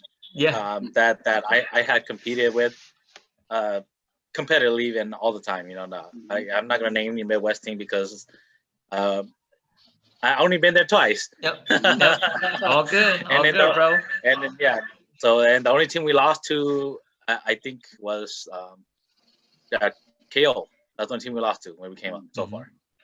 So, but I'll go with squad team Cali. Mm-hmm. Yeah. They're always getting our ass. No matter where we play. They make us for sure second place. Yeah. And I'm pretty sure they made a lot of teams that way. Yeah, they're solid. The game is flawless, If you're not at your A game, you bring your A minus game, you know, get whooped. That's all I gotta say. Yeah. You gotta be A plus plus, and they're playing their A minus, and they're still gonna whoop your ass. Yeah. Squad Team Cali, you know, they're definitely solid. I would say our second opponent would be Titan. You know, we have countless. Before we even start beating them, they whoop our ass all the time. Yeah. So, yeah. So that they whoop our ass so much, and like they were our rivals, but we weren't their rivals. Yeah. Because you weren't beating them, yeah. Yeah. So they were always kicking our ass. So growing up, Yeah. like with Critical, growing up with them, you know, they're always kicking our ass. So then they give us trouble all the time. Yeah. And until I believe in 16. From there, you know, and that's when we managed to start beating them. Just recently, yeah. Yeah, recently, you know. Yeah. I mean, their team is, you know, great. I mean, like they're great. They have Allen, you know, obviously the superstar of the team. Yeah. But I mean, their game is at another level, you know. You know, all the other players in that team is great. You know, great defense. They don't let the ball die. I mean, shoot, man. You can hit the hardest ball and they dig that up like like it's taking candy from the kid, man. Yeah. And that's just not CU. I get they have CU, but no, all the guys in the back. No, they have Kevin, Greg, Hugh, great defenders. Those guys and Allen. Those guys are good. Yeah. And them. Prime time. They definitely shape who we are. If they didn't beat our ass so much, we would never been who we are. Yeah. You know, they beat us at the park. They beat us at a tournament. I remember the year they came and won with Allen. We played them in the final in an indoor tournament, and they whooped our ass so bad. Yeah. And it was still finals, no? It was with Alan? With Allen. Yeah. With Allen. And they whooped our ass so bad. Yeah. It wasn't even a final, man. Oh, for that? Yeah. It wasn't even a final. You're like, Jeez. but in them, yeah. And that just shows how great they are as a team. No, with or without Allen or Blanc, they're a great team. You know, they're dominant. They're very dominant. Yeah, the defense, offensive game is flawless. They're a really slow-paced team, and if you play slow pace with them, you're gonna lose. Yeah. Let's see. Up always gave over good challenge. But, Up was like a lot of guys in here would know who Up is. You know, Blanc John. You know, I mean, Blanc will be considered like the powerhouse of Fresno. You know, like I don't know who you could name in. Let's say like he's like Julio Jones. That's how good he is. You know, like you know, that's how much different the guy can make. And they give us, like I said, the most memorable matchups against them. Yeah. You know, we duke it out all the way until, you know, and it was what made us kind of who we became too. Because, you know, it made us a statement that, hey, we're here to stay with you guys. And then, you know, I'll say 18. 18 would be the 15, because I don't know who they play against when they play against us. And like the video you showed where Tony hit the ball straight down. I was just gonna say, bro. Like, I did not mean it against your team. I'm just saying. Okay. I'm just saying, no. Given the circumstances, he's hitting the ball two balls straight up. Yeah. Against David. Yeah. Daniel. Okay, Daniel. he's probably the highest jumper at any tournament. Yeah, Daniel. And this dude hit straight down when Daniel was like, okay, he's gonna hit line. I'm gonna reach as far as I can line. And he still hit it straight down. Yeah, he still hit straight down and top. Yeah, that's what I'm saying. That's the only reason why I said that is like the most impressive hit that I've ever seen, given the circumstances. Like if it was against like a 5'3" dude, no, it's not impressive.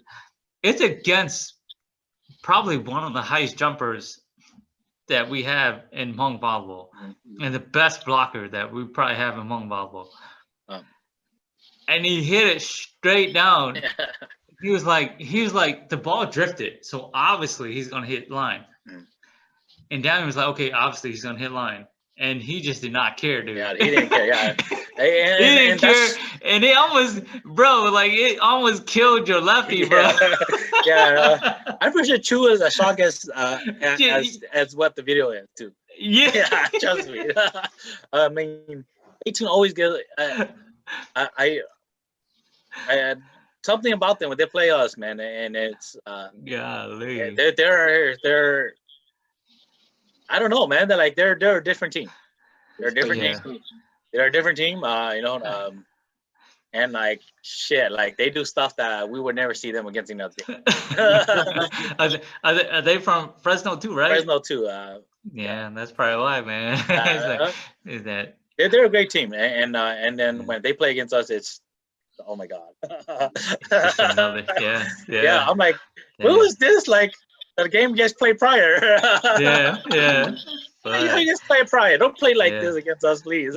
It's probably like that big brother, little brother thing.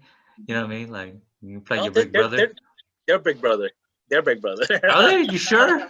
Yeah, they're big brother. I think it's just I think it's the level of competition. When you know that they're playing. I think they're like that with every other team too. But I think with us, I see it more. Yeah. Maybe it's because we do play against each other more than the other teams. Teams. Yeah. We end up lining up. We'll always end up being like in the same pole, or always gonna be playing in the semi. I mean, you guys need to purposely spread each other up into each other's opposite brackets. Yeah, we'll always end up being the same poles, and then we'll always be playing each other all the time. So I mean, it builds that, and maybe that's what it is. And then I mean, they're one hell of a great team with Tony, the guy who put the ball straight down. Good lord, bro! Like this dude, like he's comparable, almost comparable to Foncel, and offensively. Yeah, he's the closest one to jump as high as Foncel. Yeah. He reaches he's almost as tall. You gotta let him outplay himself. That's all. You can't. You just gotta slow down and let him outplay himself. That guy, man, no fucks given, dude. He's just gonna fucking swim away, bro. Yeah, every clip that I see him, he's just no fucks given. Yeah, right. And then he's and a lot of clips they show him putting the ball straight down, but that's not who he is. Yeah. I mean, those are just the highlights, but I mean, Duke could do all. He could block. He could hit anywhere. He hits over the top. The most underrated thing about him is he's and is the same as Foncel too. They're very underrated team player. You know what I mean?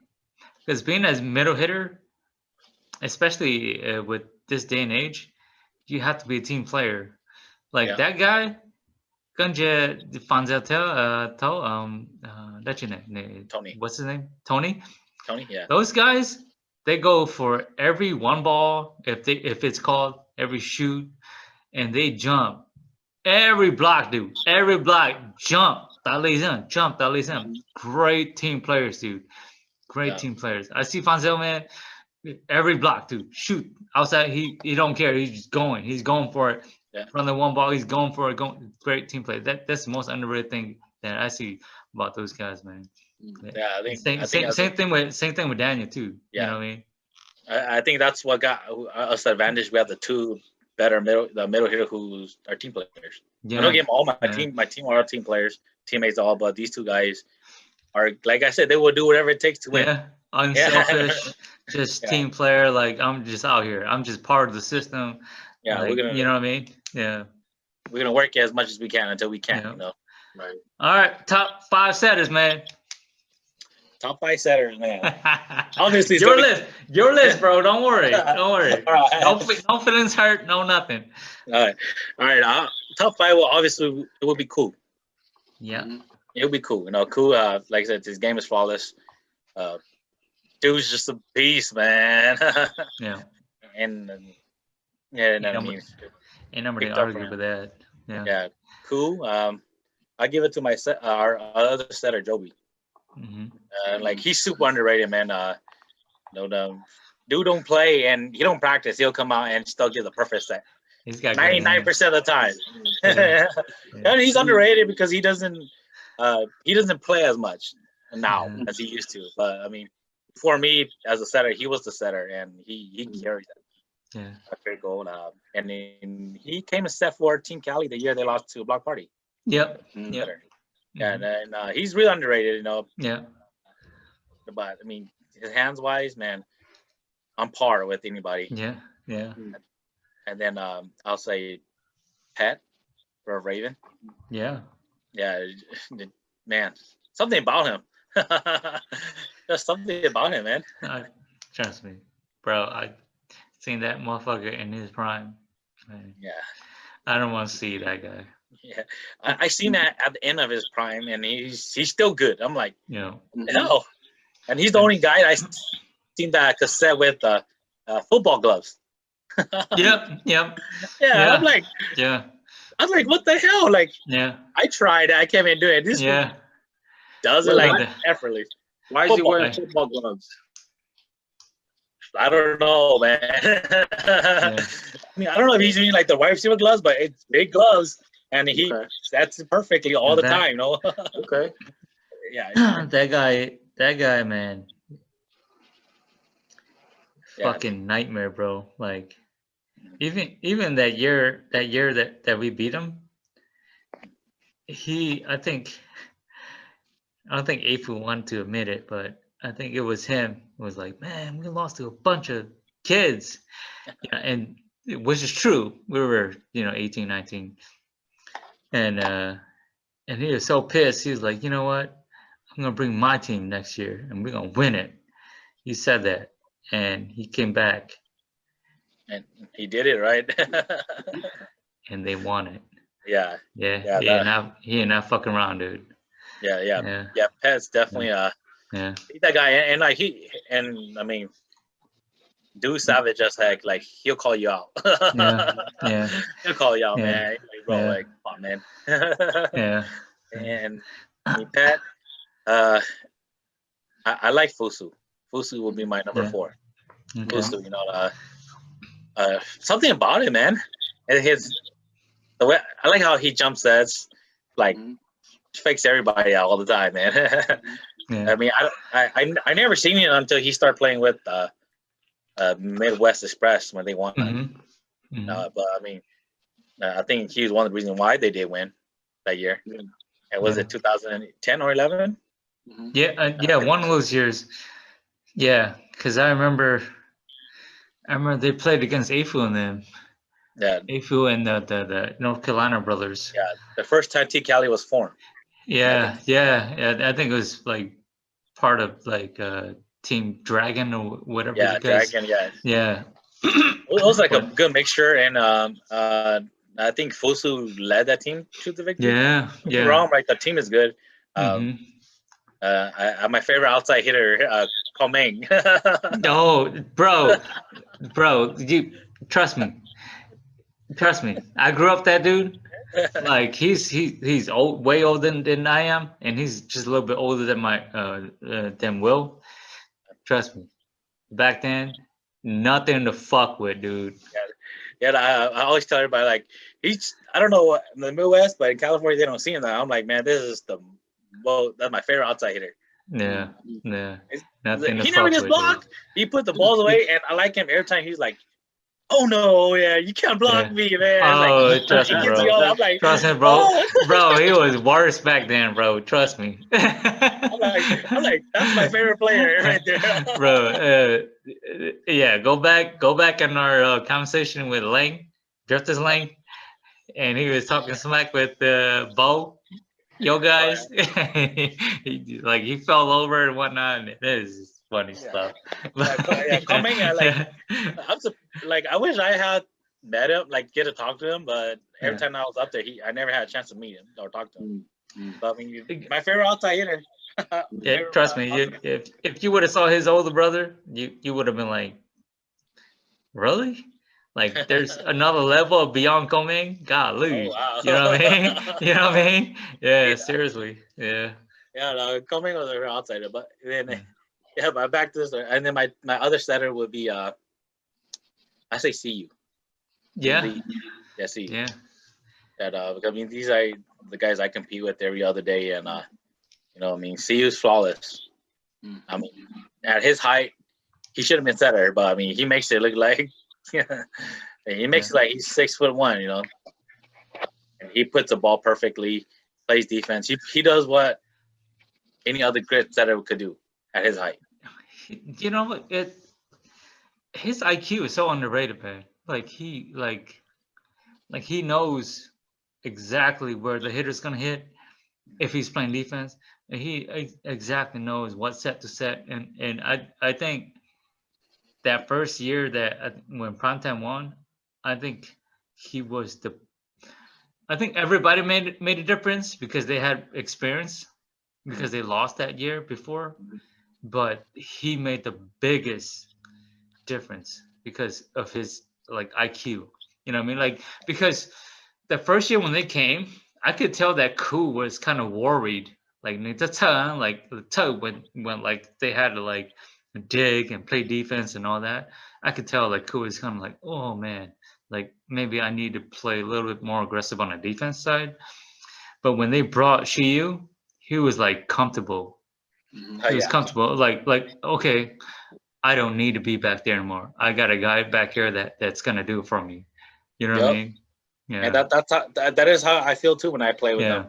And I'm like, all right, I'm just gonna get tipped and you do whatever you want. Yeah, for sure, bro. For sure. That is how it is, you know. And then as a setter, the same way, you know, like, hey, do whatever you want, man. I'm just gonna put the ball up and you could work your magic. That's how good he is. Fine. How about bench or start, bench, and cut? Oh man, the best said Start, that bench, cut. making enemies out here. We're gonna go with Koo from Primetime, Fusu, and then Shiyu. As a setter or as what? Setter. As a setter. Oh yeah. Who's a starter? Koo is a starter because it's cool, man. Dude could do it all. He could block, could D, he could hit, and I mean he's the most versatile guy you could have as a setter. No, Koo, his game is flawless.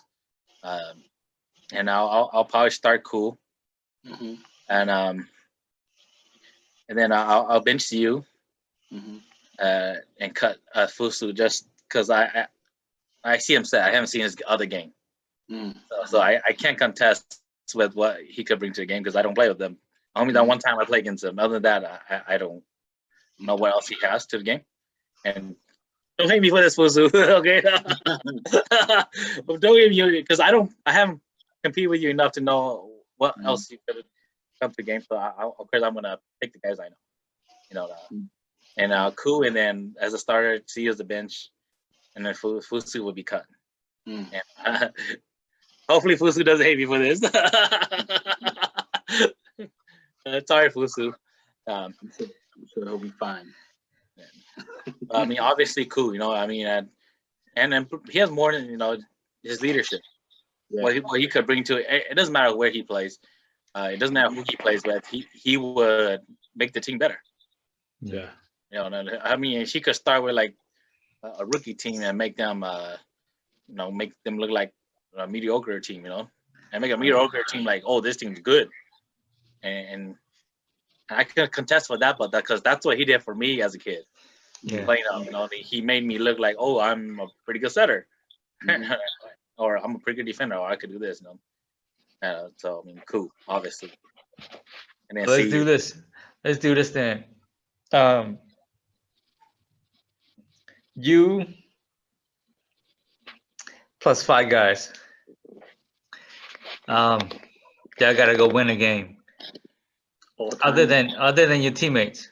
I was Five guys. I'll pick my teammates anytime. Yeah, no. Other than your teammates. Other than my teammates. Yeah, you plus 5 guys. All right. I'll Alan. Ooh. Alan would be my all-around outside hitter. All-around outside hitter. I mean, his game. He's so versatile. It doesn't matter where you put him. He could put him. I mean, he could be outside, but fuck that guy, dude. He's a freaking cheat code, dude. I swear, bro. Yes. He's a cheat code. But Alan, you put it anywhere, he's good. So, but you know what? I love seeing that guy play because he's kind of like a combination of like everybody that's come through this game. You know what I mean? Yeah. That's why I love seeing him play, man. Yeah, he's at the next level, and honestly, like if he was to be 6'3" or 6'4", I think he would have been our first Hmong Olympian. Besides Sean, I think he would have been. If Sean was 6'3", 6'4", I think those two guys. I agree. Yeah, they've been Olympian by now. It's just the fact that they're 5'8". He's 5'8", Sean 5'5". They're not gonna make it because of that. Yeah, I agree. That level, outside hitter, I'll pick my favorite hitter, Comey, man. Yeah, for real. My favorite hitter, man. I need somebody with an attitude. Let's do this. We try to get him on too, man. I need a guy who's gonna get into my opponent's head. Yeah. I mean, I don't know how he plays, but I watch his game. Like everybody just throw him up and let him do his magic. You know what? Yeah. And Comey is my guy, man. My favorite outsider. Yeah, he's very versatile, you know what I mean? Yeah, and he's. I mean, I think him and Alan, he's underrated on defensive side because obviously when you don't see him pass much when Corey's killing 90% of the time. You're serving most of the time, And then Huey blocking. It's easier, so they take those away from him. But I see him in game. I'm like, this guy, he helps the team a lot.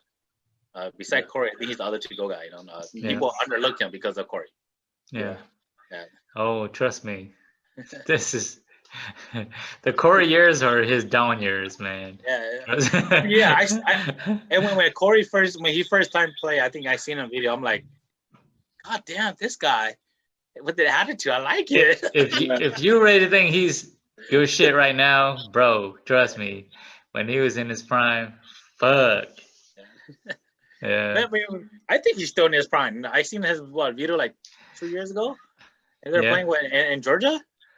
Yeah. I'm like, this guy's still talking. Yeah. I mean, that's the attitude he is, and that's how good he is. I mean, I don't know how he is, like, what, 40 or close to it? Man, he's got to be. Yeah, he's got to be a little bit older than that. No, he's beyond 40. He's got to be beyond 40. Yeah, and he's still dominating as he is. Yeah. Like, wow. Yeah. I can imagine him 20 years younger. Because how old are you now? 40. Yeah, so he's got to be like close to 45, bro. Oh, damn. You know what I mean? Oh, man. Yeah. When I grow up, I want to be like Coleman. There you go. Shit. Forget Young, right? I want to be a badass like him too, though. I mean, if I'm not gonna be shown, I want to be a badass like Coleman. He could ball out, man. He's just a very confident person, and he does, I think that the whole Midwest thing. We haven't interviewed him yet, but hopefully we do. I think he's kind of the mastermind behind, just getting all the guys together and getting them to play together. Most importantly. Yeah, I know you. And when I watch most of the clip, you hear him talk more than anybody else. Yeah. Yeah, you will hear him like, "Hey, this and this and this." You know, I mean, I wouldn't know how in depth, but you will only hear his voice. Right. You don't hear Corey. You hear Coming. Yeah. You don't hear Hugh or the setter. No, you hear Coming, and you know that's how you know how passionate that. I mean, I don't know if he's the captain, the leader, but no, he definitely showing his play. Yep. And he shows it on the court. Yeah. You know, those would be my two outside middle hitters, man. I'm a favorite of my West Coast guys, and I'll go Tony and Blanc. Damn, bro, that's killer, bro. Golly, shit. Yeah. Tony and Blanc, yeah. No, because they're freakish. They're freaks on their own. That's killer, man. And I mean, shit. Yeah, those two guys blocking. You don't need to worry about playing. Bro, you ever imagine? Have you ever set for those guys? Oh yeah, and oh, for real? Yeah, shit, they make it so much easier. I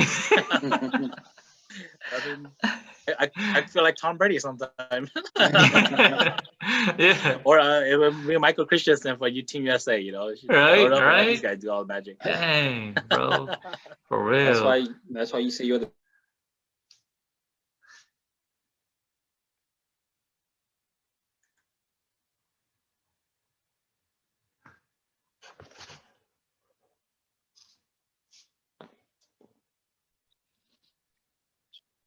Okay. Oh, all right, go ahead. I mean, you got two more players. Yeah, and then no, sorry, just more right side. Yeah. Yeah, right side. I'll pick Lan. Lan. I unfortunately never seen him at his prime. But I mean, when he was out of his prime after his, I think his bad knee injury, he's still chopping it up. Yeah. It's just how great he is. You know what I mean? I seen videos and I'm like, Lan, you know, flawless game. I was that year. I was there that year that they won. I think that year, because that was the year after we beat Pat and them and April and them, and we went back and then we lost to Danny and Live, the Sacramento team. And Lon and them, they lost to Chicago, to Cobain them. And yeah, I remember because all those guys on the Chicago team, I grew up with them, so those guys are my guys. And I was talking to them, and I was like, man, y'all gotta play Raven in finals. Like, oh yeah, man, don't worry, man, we beat them first day. Like, okay, you know, I was like, okay, man, like, and then it was not the same. Lon was just different.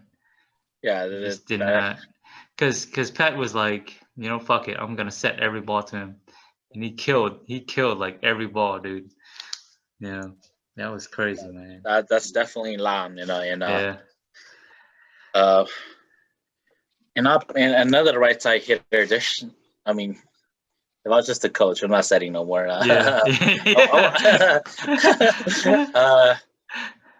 I'll have Kou running it on the right side. Kou, yeah. Because he plays a lot of the right side. He's a setter. Oh, okay. Yeah. Okay. Kou. Yeah. You know, and I think that's a superstar team right there. Yeah. Yeah, and then yeah, I did kind of bias. You gonna bench yourself? I bench myself. By the way, if it takes me to sit on the bench to win, I'll do it. Man, that's a sacrifice I gotta make. It definitely says a lot about your character. You know what I mean? Like you're a team player. You just want to win. You know what I mean? And you recognize skills. You know what I mean? Definitely. Yeah, I know, and I preach about team a lot. You know, it's do it for the team, and you know, if that's what it is. Yeah. So we're heading down to the last few questions here, but man, we're taking a lot of your time. I hope you have time. I know it's your birthday. No, I didn't have anything planned. I didn't have anything planned because I maxed out my business, so then I'm working my full-time job and then coming to do Okay. business. Okay. So it's my kind of time off. My wife, they knew it. I was we actually make a segment like we're gonna do this for you guys. Oh, cool, man. We That's want so to. I like. that's It's an honor. It's an honor to be here. You know. that's so awesome, bro. I'm That's actually so glad. awesome. Like you guys actually asked me. I'm like, what? They asked me? We, Why would they ask me? we ain't nothing Nobody. special. We ain't nothing special, but for you guys to make some time for us, man, that's Mhm. so awesome, man. You guys are doing something good here, and Yeah. I love it. You know. Yeah. Well, thank you. Definitely. Tell your wife we said thank you as well too for Yeah. allowing me to. Yeah. Definitely. I tell her. Yeah, she watched the show with me all the time when I listen. I'll come listen. I'll be out there screen printing shirts, and she's like, "What are you listening to?" And she sits there watching with me. We watch you guys all the time. Happy wife, happy life, man. But I gotta ask you, how is your success like in Hmong Volleyball? How does that help you like evolve like as a person in your personal life? Yeah, I mean, volleyball kept me. It's what kept me who I am today. Mhm. I mean, I'm now nobody great, but it definitely kept me off the street. You know, grew up not in the best neighborhood. You know, and then to have relatives who are in gangs. Mhm. Volleyball kept me away from that. You know, I have friends who smoke and do drugs and stuff like that. It kept me clean for a really long time. Yeah. I'm still clean now. I mean, there'll be fun time when you do like fun things, but that's just Yeah. fun one time. But Yeah. it's not a habit. It's nothing because volleyball kept me away from that. Mm. Kept me off the streets. It's what met. I think my sister, how I met my wife. Mm. Oh, yeah. Because I mean, if I didn't do what I was doing, then I wouldn't have been working at the same spot I was working. You better keep everything plays a playing, role. boy. You better keep playing. She gonna leave your ass if you stop playing. But she doesn't approve me to play ball no more, though. Oh, what the hell? But I was telling her, hey, volleyball is what kept us together. Yeah, yeah. Good excuse. Good excuse. But I mean, yeah, and then just what you bring from the court, you could bring that to life. I was watching what Alan saying. You approach things in life, and that's one thing at a time. That's how you approach life too. You learn one thing, and you go do the next thing to better your game, not to downgrade yourself, but to better yourself. Yeah. So you better yourself in life. And that's what volleyball had taught me. It taught me a lot of humbleness. Growing up, I was a pretty cocky kid. All of us. Kid. All of us were, Yeah. man. I mean, I guess You're not I think it's a alone, kid bro. together. Yeah. Yeah, Pretty you're not cocky kid. alone. It humbled me really, really good. And I think that's what kind of kept me to who I am today. I think volleyball has helped me a lot with my new business I'm doing right now. And I'm looking to do more. And yeah, everything, man. Yeah. I think everything right now, I give it to volleyball. If I've never done it, if I was to play basketball, I think I wouldn't know, or football. I try venture into all those stuff too, and I think it would not been. I think it would have been ugly. Yeah. Ugly, yeah, But I think volleyball kept me to, definitely a lesson is it humbled me up, and you definitely learn how to not be as selfish as you should be. Growing up, I think I was a selfish kid. Now I think of others before. I mean, I'm not saying I don't put myself first, but I mean, like, when there's things you would put others before you, or things you do. Definitely, and volleyball changes that. Hey, Tou Xue, I'm tell you straight up, man. You gotta warn your wife, man. I think I'm falling in love with you, bro. Like she got competition, bro. Hey, she was like, I can't wait to see the video. I'm like, you gotta wait till Sunday. She got competition, bro. Like, cause I think I fall in love with you. but for real though, like, I know you gave bunch of advice, bunch of wisdom, but any last advice for any up and coming athletes, man? Yeah, a lot of young guys I seen it happen, already seeing happening now. You want to be good. Surround yourself with players who are like minded like you. Definitely, if you want to keep playing, nobody gets paid doing this. So you guys all have to have the same goal, and that is, if you do whatever it takes to win, play not for yourself but for your team. I always preach about team. A lot of players, they only play 1 or 2 tournaments. They're already quitting the team because they think they're too good. And I always tell them, like, as a player, you want to come in and say, what can I bring to the team? How can I make the team better? How can I make him, if he's not good, how can I make better? Not, I'm doing all this shit and you guys are not helping me. And you stick with that player and make them good, Wow. Yeah, you come in with that mentality and, it changes the perspective of the team and make the team better. And then, you want to build a winning team. You want to win. You got to build that winning team with you and not push them away and trying to find the best player. That's not how it works. We've seen it happen. You might get like a Miami Heat, win for 1 or 2 years, but they're not a dynasty. They're not a dynasty.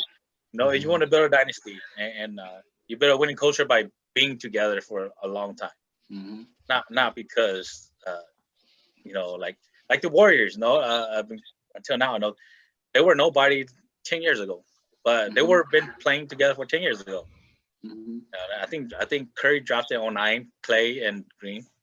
And those guys, nobody knew who they were until they started winning. But they stuck with each other for a long time enough, and they put that sacrifice saying them before me. Facts. What can I make my team better? The next player, and you as a player, you got to approach that way to any team you go to, where you're going to form a team. Is especially if you're the veteran guy, and you're going to try to go coach a bunch of young kids. Don't expect them to be good right away, man. Don't expect them to be good right away because they don't see the game how you see it. They haven't experienced what you experience. You come and that's what you are. You become a player, a coach, a leader. You don't have to be the captain, but you will show it on the court and stick with them long enough. You assess what happened. Trust the process. You trust the process, and I think, I'm a living proof of that with Team Critical. 6 years in with the veteran, I came in, just a bunch of kids, and we stuck long enough, trusting the process, and look at it now, you add hidden pieces into your team, and and with the same goal all the whole time, you're gonna win, you're gonna have success, you're gonna have success. And with all these young stars, we have a lot of young stars, a lot of individual stars, but you being the star, you got to bring that what you can to make your other teammates better. That's all, man. Yes. Yeah. Thank you for sharing that, man. Perspective. I think I think a lot of what you say too is just you don't want to let your teammate down, because if you're not training, you're actually letting them down because they're training, they're trying to win, and you're not putting in the same effort. That's kind of a disrespect to them. Yeah, because that's funny because my son and I were just at Southern Indiana at their camp, and he had this kid on his squad. They were running 5-on-5s at the end of the day, and after his first game, he came up to me like, he was kind of like talking about this one kid that, like we should not pass this dude the ball, and because he just cannot handle the ball, and I had to like lay him out. I laid my son out. I was like, bro, he's trying as hard as you are. You know what I mean? Like, if you're good, you should be able to make him feel like he's as good as you are. You know what I mean? Like, don't make him feel like he's inferior to you.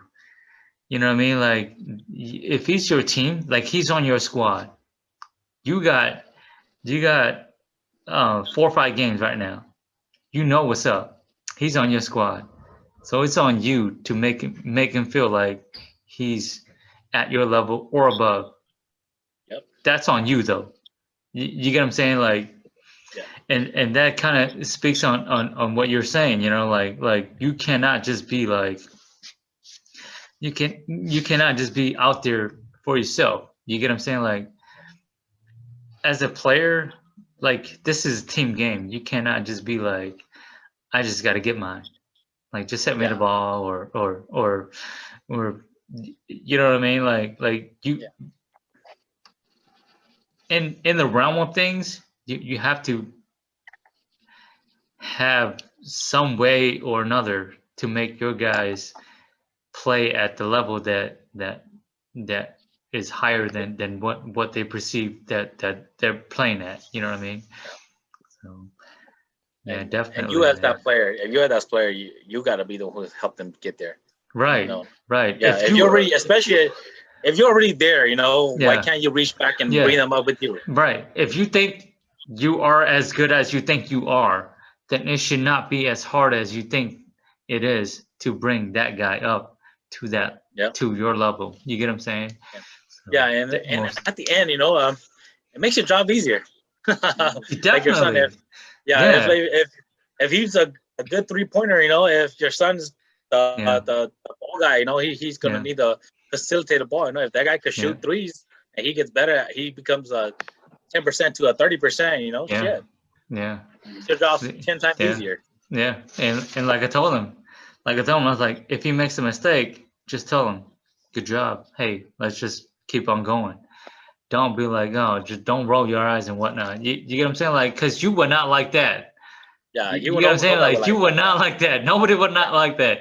You would not like to be in the receiving end of that. You get what I'm saying? Like, so yeah, definitely, man. Like that's some great advice, bro. I see it a lot with the younger guys that they trend down that path, and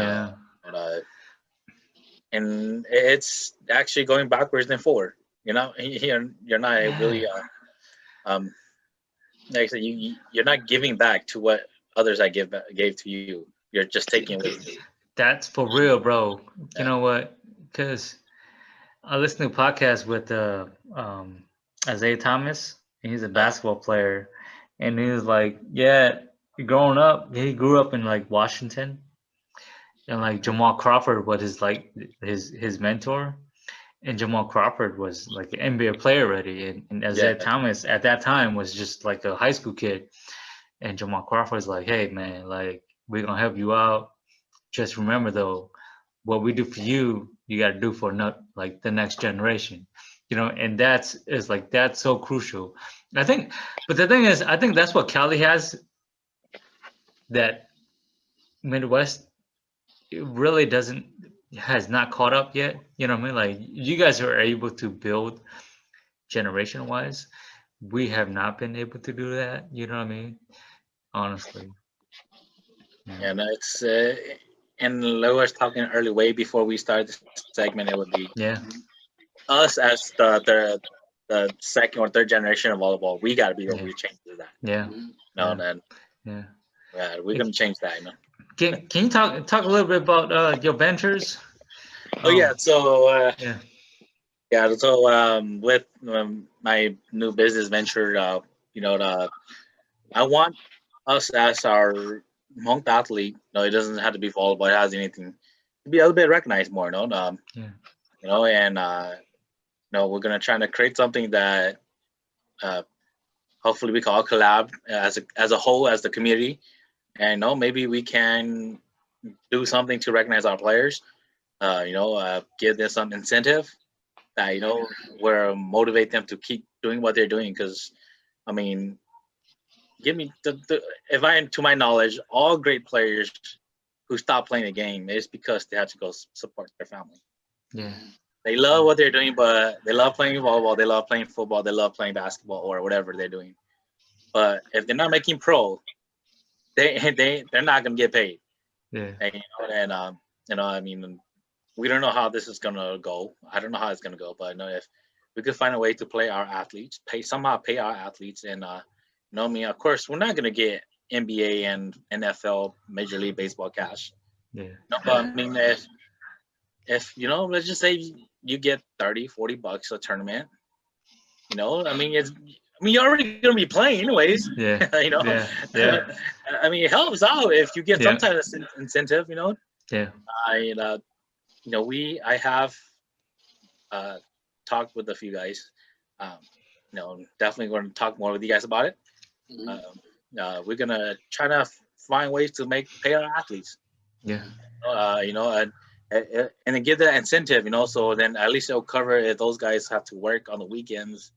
You know, if they take it off, it'll cover for those time. You know, not everybody gets PTO or sick or vacation pay. You know, especially in the younger generation. You know, Yeah. like they're a minimum wage worker. Not everybody has a good career or a good successful business, and you know, if we could all collab and trying to get some incentive for those players, you know, maybe it will keep our athletes to keep playing. You know, and it motivates them to keep playing at a high level. You know, yeah, you know what I mean. You can only do so much until you had to go. You know, because volleyball doesn't pay. Right. But now let's Not yet. just not yet. and you know, I think the last generation that we played had I mean, I think they foresaw, but they never pushed for, or nobody never act upon it. Yeah.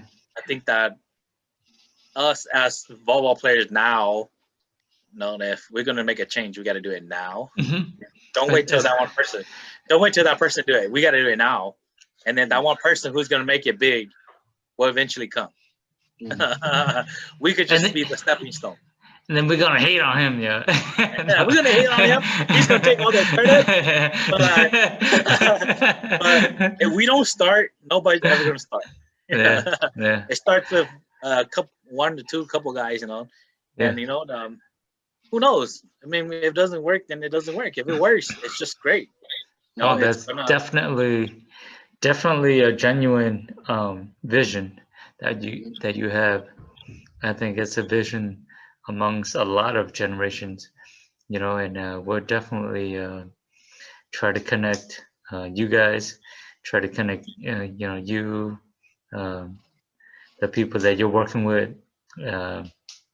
We're trying our best to connect, you know, trying to connect all of us together. You know what I mean? Through this platform, you know what I mean?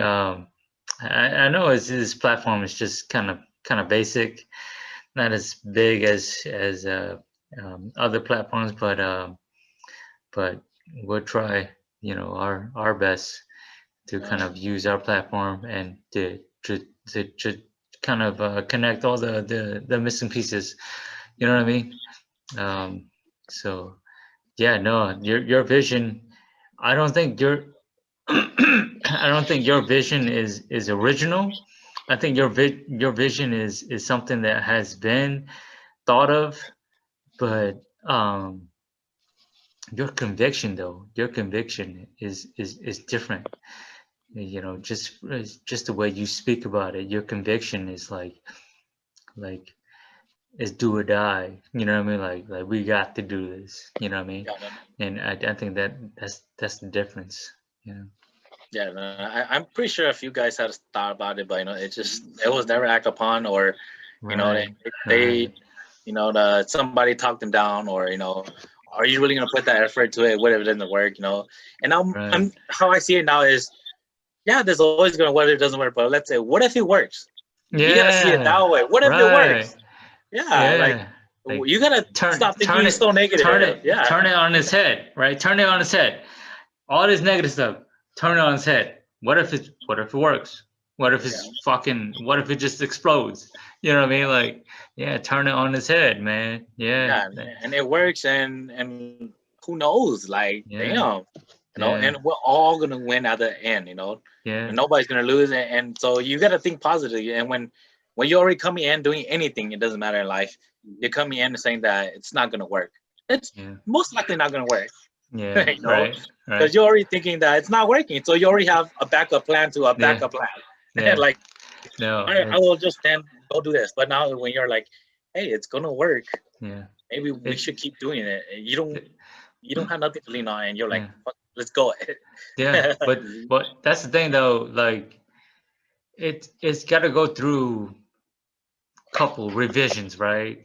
Yeah, But the initial revision has got to be there. You get what I'm yeah, saying? So I understand where you come from. Like let's build that first revision. yeah. You You know what I'm can't go saying? revision if there's nothing Right. there. Right. Like you can't build upon a revision if it's not there already. You get what I'm saying? And I totally understand where you come from. Like let's build that basis. You know, Yeah, like build that basis. Okay, let's make these mistakes so that yeah. next generation can be like, oh man, these dudes are stupid as hell. Like they should have done this, done that. Yeah. Good, Yeah, 'cause good. we couldn't see it, but Good. now that's Yeah, what you guys are here for. good. Yeah, exactly, bro. You know Like what I it's mean? Like, just like in the house, you know, when like people we started the first age man built uh tree houses, right? Out of trees and right, branches. right. Again, now we're building off them like fucking Cinder mansions or blocks, whatever. Yeah, Minecraft thingy here, you know. I know, So for you know, I real mean, though.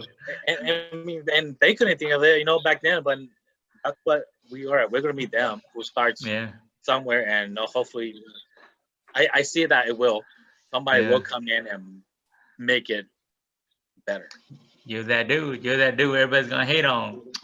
I'm not gonna be that dude. I don't think I'm that Just dude. kidding. we're, No.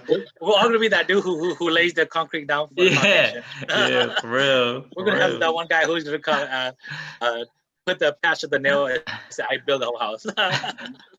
Inspector, it's Alright. good. All right, man. There y'all have it. Tou Xue, from Critical. Thanks a lot for joining us. Shoot, man, that's a lot of information you gave us. Any last words for the audience? Man, first of all, I thank you guys paying in the will for you know, asking me to come on to your guys' show. You know, the honor, definitely.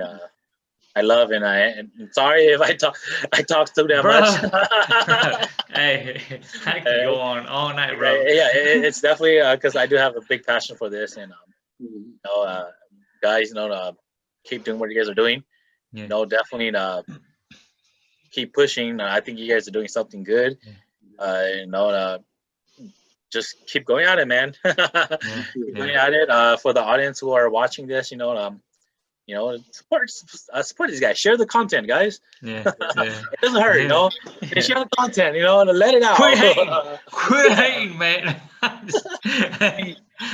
I'm not gonna bash on our Hmong blog and Hmong Thai, but no, you guys did it for them. Don't make you win, or you guys are not winning. Oh, good. You know? No. It doesn't hurt to like share the content, you know.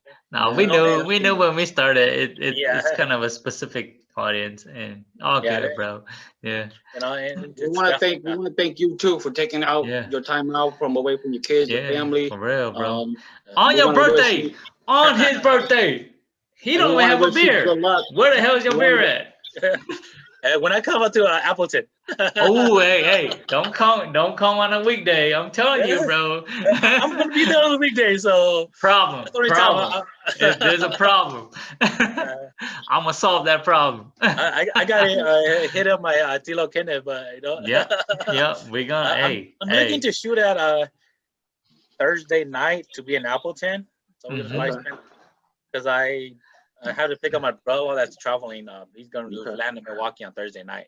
Yeah. All right. So, we'll hit each other up, man. Yeah, we're gonna try to be there. Maybe around there. I don't know, like it's like an hour away, but yeah. Stick around, Tou Xue. We'll talk some logistics after this, but y'all heard it, man. All that knowledge. Don't forget to all that wisdom. Those shirts. One more shout out for your shirts, please. Flashpoint, screen print. Yeah, if you guys need in custom T-shirts, or garments in general, hit me up. See what I can do to help you. My wife. I'm not talking to you guys with me and my wife, and just hit it up. See what we could do for you. Yeah, for real. All right, man. Till the next episode. Thanks, Tou Xue. Peace.